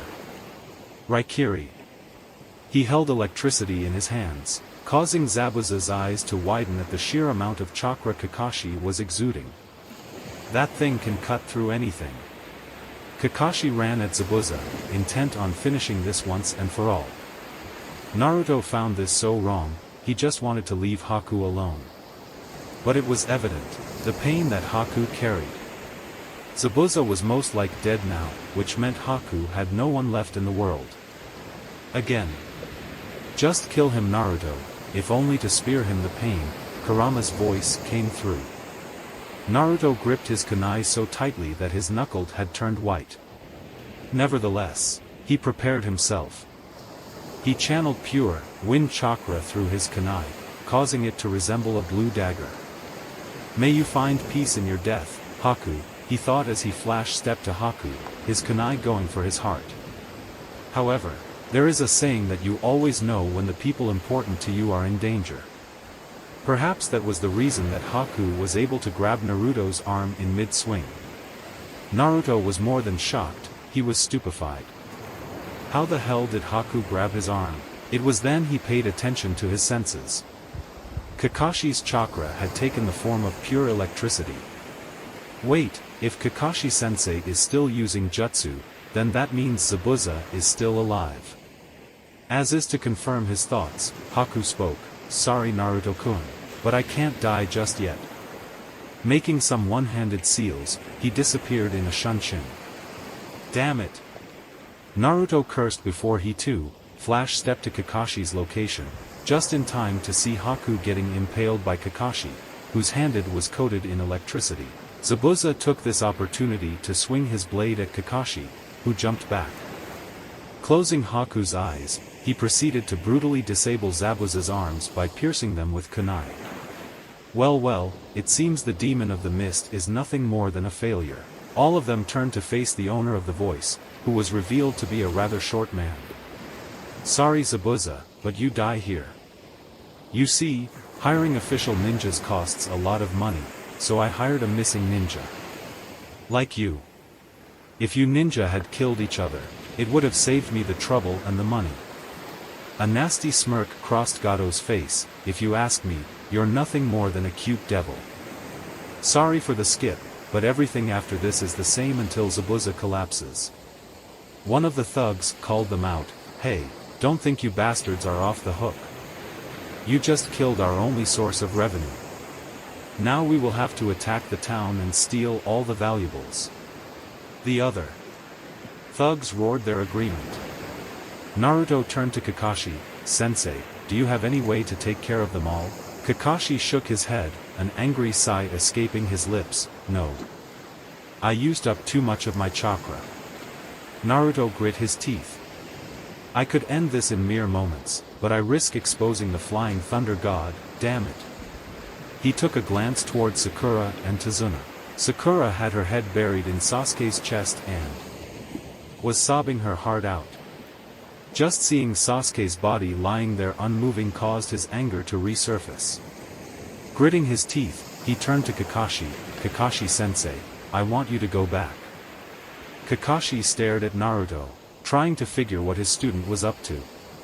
Tazuna-san is going to see it anyway, but please tell him not to mention it in front of our team. And prevent Sakura from gazing ahead. Block her view if you have to, he said with utmost seriousness. Kakashi's eyes widened. Naruto, don't tell me, you are going to use dash. Yes, Naruto cut him off sharply. Now back off, he almost commanded him. Kakashi though, only nodded and backed away, intent on following Naruto's instructions. If Naruto didn't want his team to know of his ace in the hole just yet, he would respect that. But Tazuna needed to be warned to keep quiet. After Kakashi backed away, Naruto faced the thugs, a serious look on his face. One of the thugs laughed, "Oh, you think you can stop us alone, brat?" Another one spoke up, "Hell, at this point, even just one of us would be able to take you out." The thugs laughed at that. Heart pounding, he tried to not let his nervousness show. He was about to end the lives of almost 100 people, just go with it please. Steeling himself, he took out a kunai and put his formula onto it. The thugs noticed it and laughed even harder. "Brat, you can't even take one of us down with that." However, Naruto ignored that and threw the kunai. Ninpo, kunai kage bunshin no jutsu. The one kunai became hundreds and were scattered on the ground between Naruto and the thugs. The one standing on the front snorted, "Looks like you missed, kid." They charged with a roar after that, each one having some weapon with them. Naruto took two of his kunai in his hand and channeled wind chakra, making them look like a blue dagger. He took a stance and a deep breath and waited for all the thugs to enter the area of the marked kunai. When they did, he unknowingly said the phrase his father was feared for, "I'll end this in a flash." What followed was a total massacre. Kakashi's eyes were blown wide after hearing Naruto speak. He only saw blue flashes, too fast for his Sharingan to keep track of. Naruto went into a trance as he flashed again and again through the thugs like a hot knife through butter. He wasn't even thinking. His body was moving by instinct alone as all the thugs were taken down in less than 5 seconds. He was going so fast that not even the droplets of blood were fast enough to land on him. Kakashi didn't know what to think or feel as he saw his student accomplish a feat that no one but his sensei could do. On one hand, he felt like his chest was going to burst with how much proud the man was of his student. On the other hand, he felt somber that Naruto already had so many deaths on his hands. So he settled for middle ground. He just relaxed as much as he could, knowing it was all over. He then turned to Tazuna to relay Naruto's words. Naruto stood in the middle of it all, not even covered by blood. He was in a haze. So many people died by his hand in just one day alone. Even though his chakra reserves were only depleted by a quarter, he felt more exhausted than ever. His legs lost the strength to remain standing and he sank to his feet, a blank expression on his face. He didn't know what to feel except so much guilt. Tazuna saw Naruto standing in front of all the thugs, no sign of fear on his face. But fear had gripped his heart. He almost expected Naruto to get killed and almost shouted at the boy to come back, but before he could do that, Naruto disappeared in a blue flash. Tazuna witnessed with growing horror how Naruto annihilate all the thugs with seemingly no effort. In just 5 seconds, all of Gado's thugs were dead, blood spilling from various places on their bodies. He almost didn't hear Kakashi call his name. "Tazuna-san," Kakashi called out to the shell-shocked man. Tazuna turned his head to face Kakashi, who spoke in a low whisper, "Please listen to me. You must keep quiet about what you saw. No one is to know that Naruto killed them all." Kakashi struggled for the right word. He looked down to see Sakura still sobbing over Sasuke. For once, Kakashi was glad for Sakura's obsession with Sasuke. He continued speaking, "Not even Sakura is to know." He saw Tazuna about to protest. So he glared at him, hard. He kept glaring at the man until he agreed. He then turned around and slowly walked, weaving his feet between the bodies until he reached Naruto.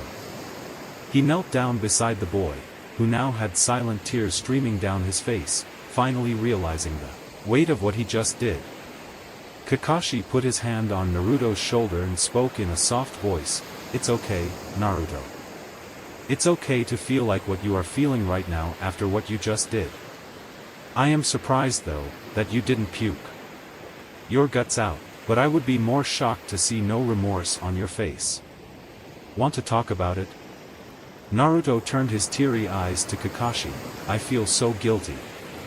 I am trying to convince myself that I did it to keep Tazuna and his family safe, that they would have killed us in an instant and won't think twice about it. I feel like a monster." Naruto was full on sobbing by now, sinking until he was sitting between his legs. Kakashi nodded. The first time is never easy. Everyone thinks the same thing after their first kill, that they are too cruel to have taken another's life. But as long as you're capable of feeling remorse for your actions, you haven't lost your humanity.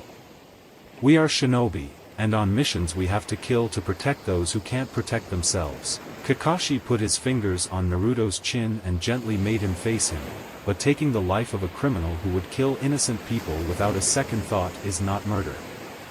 Think of it like this: if we don't do our job right now, the next ones dying won't be the criminals, but their victims. Naruto's guilt had somewhat subsided after Kakashi's consoling. Kurama too had whispered some words of comfort, but coming from a demon, they were more along the likes of "you did good, they deserved it" and whatnot. He wiped his tears off and stood up with the help of Kakashi. A gasp from Sakura caught their attention. Both of them turned around and both of them choked on seeing Sasuke sitting up. He was in pain, judging from his face, but nonetheless, alive. Naruto gave a small smile at that. A majority of his guilt lessened at the fact that Sasuke's death wasn't on his hands. Kakashi gave a big sigh of relief. Thank God, he's alive. Sasuke opened his eyes with much difficulty and saw a mop of pink hair on his chest. He groaned, "Get off, Sakura. It hurts." Sakura gasped and sat up, relieved, tears flowing. "Sasuke-kun, you're alive." Sasuke sat up with Tazuna and Sakura's help and his eyes widened when he saw the amount of bodies on the bridge, with Naruto and Kakashi standing in the middle of it. His eyes widened. What happened? Naruto and Kakashi were holding their breath, nervous because they didn't know how much Sasuke had seen or heard. However, when Sasuke asked what happened, Naruto practically melted in relief. Naruto smoothly told a lie. Well, Zabuza really lived up to his title of the Demon of the Mist. It was a slaughter, man. Sasuke narrowed his eyes, suspecting Naruto was lying. However, when Kakashi supported his claim, Sasuke let the suspicion leave. The sound of rapid footsteps caught their attention. Turning around, Kakashi and Naruto saw the citizens of Wave. Inari quickly ran up to Naruto. "Ni-san. What happened here? Is everyone alright? Are you alright?" Chuckling tiredly, Naruto fondly riffled Inari's hair. "Everyone is alright, Inari. Though I do need to lie down a bit." Inari then saw the scene of slaughter for the first time. His eyes widened and he turned to Naruto. What happened to all of them? Thankfully Kakashi saved Naruto from answering. They were all killed by Zabuza. You should be thankful to him. Inari got confused. But isn't that the guy who was trying to kill Gigi? Naruto took a deep breath and let it out. A story for another time, Inari. Right now, we need to rest. All of us do. Thank you for watching the video, and comment down below if you want to see the next part. And of course, like, subscribe and turn on post notifications, and I'll see you in the next video.